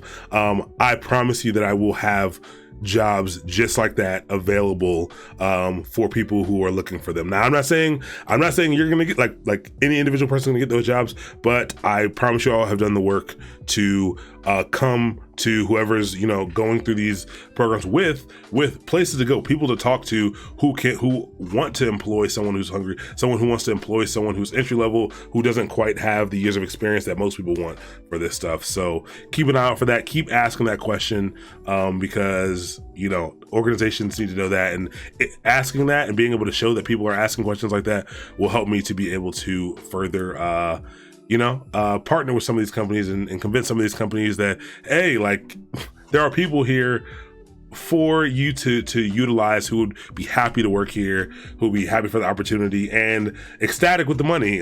Sure, you'll realize after you get a year in and you realize your worth. If they don't give you your raise, you should get out of there and go make your money somewhere else. But everyone needs that chance, and companies are figuring out how to do that. So yeah, just keep asking the question, and I will do everything that I can to help figure that out for you. And data center sales and contemplated quitting to do absolutely until I discovered. Dope. That's great. I actually think your sales job in data center sales is actually very valuable to what you're doing. I don't know anything about the Perscolis program, but it sounds like it's a boot camp. I can look it up. I don't know if it's a development boot camp or not, but I would hold off. You will be surprised at how you can get in the door. One, go to some networking events, go to some tech meetups and stuff, and talk to people. Let people know what you're trying to do. Let people know what you're looking for, and people look out for the people that they're familiar with. Like right now, I know that if I went into work and they're like, hey, we have a junior DevOps role, junior cloud role. Like, do you have anyone in mind? Or like they post to like say, hey, if you know anyone who's good for this job, we're trying to fill this position. Now I know someone who I know for sure is looking for that, and I could come straight to you and put you in that position. So like just get out there. Don't be afraid to talk to people. People are surprisingly helpful. People think everyone's about themselves nowadays, which is true. A lot of people are, but if you talk to people are very helpful. And it does take a lot to get comfortable enough to start putting yourself out there and going to these meetups and talking to people and figuring out, what you want to do. But that's part of it. And actually, let me click on this. Perscolis. Okay. All right. So I've seen this before. I don't know. Okay. This looks like a fine program. This looks like it looks very similar to InPower. The only problem with this is these are generally taught. They're generally taught old topics, old tech, really, and tech that is shrinking in its desired demand. But I wouldn't quit your job for a program like this, but I think it's something that could be great. I haven't looked into it a lot, but from what I see here, it looks like whenever people are saying IT, like we'll teach you IT, that makes me uncomfortable a little bit. The moniker IT makes me uncomfortable a little bit. Usually that means they're going to get you an A+ cert. And they're probably not going to get you. They're probably going to try to get you a Security Plus cert. But usually the people teaching it have never done it, and they're going through a curriculum they grab from somewhere. They might grab this curriculum off of YouTube and try to run through it, something like that. But I would talk to some people who are in it. But I would be very wary, about these in-person. These in-person drop everything you're doing to join this because we can get you a job thing. Usually the ones that are worth it charge you a lot of money. So just side note, future plans, that is the goal is to be able to one day do one or two of the boot camps live, like actually have a group of people in person, maybe 10 12 people in person for a certain amount of time, but actually live streaming the entirety of that boot camp, like with the people, getting to know the people, and being able to run through that process with them.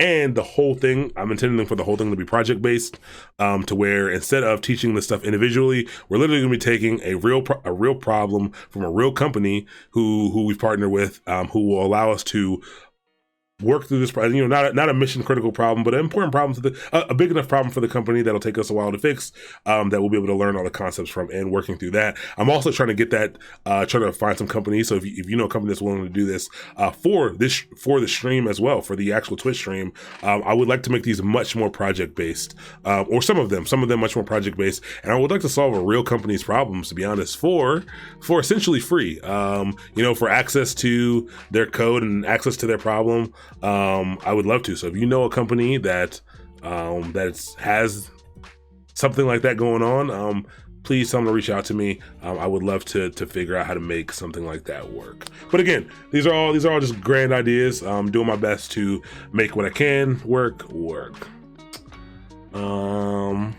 Yeah, so I think that's it for tonight. Man, you guys hung around for a long time tonight. Appreciate it.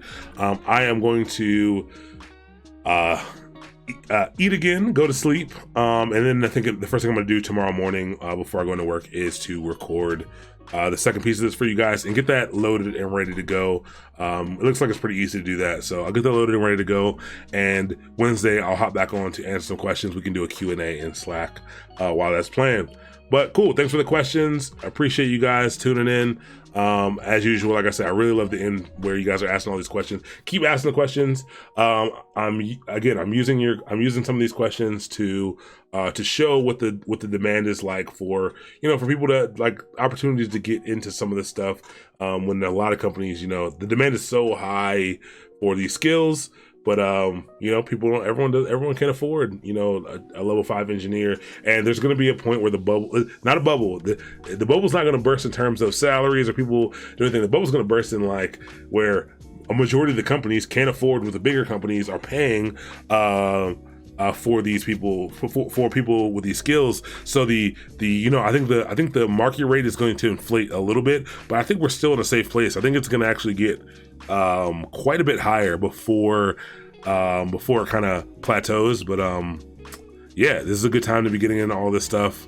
I appreciate everyone on. This was a 3-hour stream. That's impressive. We're getting up there. We're on the path to partner right now. So this channel is a Twitch affiliate. Trying to get up to partner status, because I don't think there are actually, I think there's only one live coding channel that is a partner status, at least that I found so far. And it would be cool to be up there in the upper echelons of the science and technology section of Twitch. So that'd be pretty dope.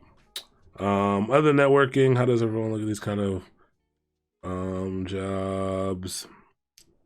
Oh, how does everyone look?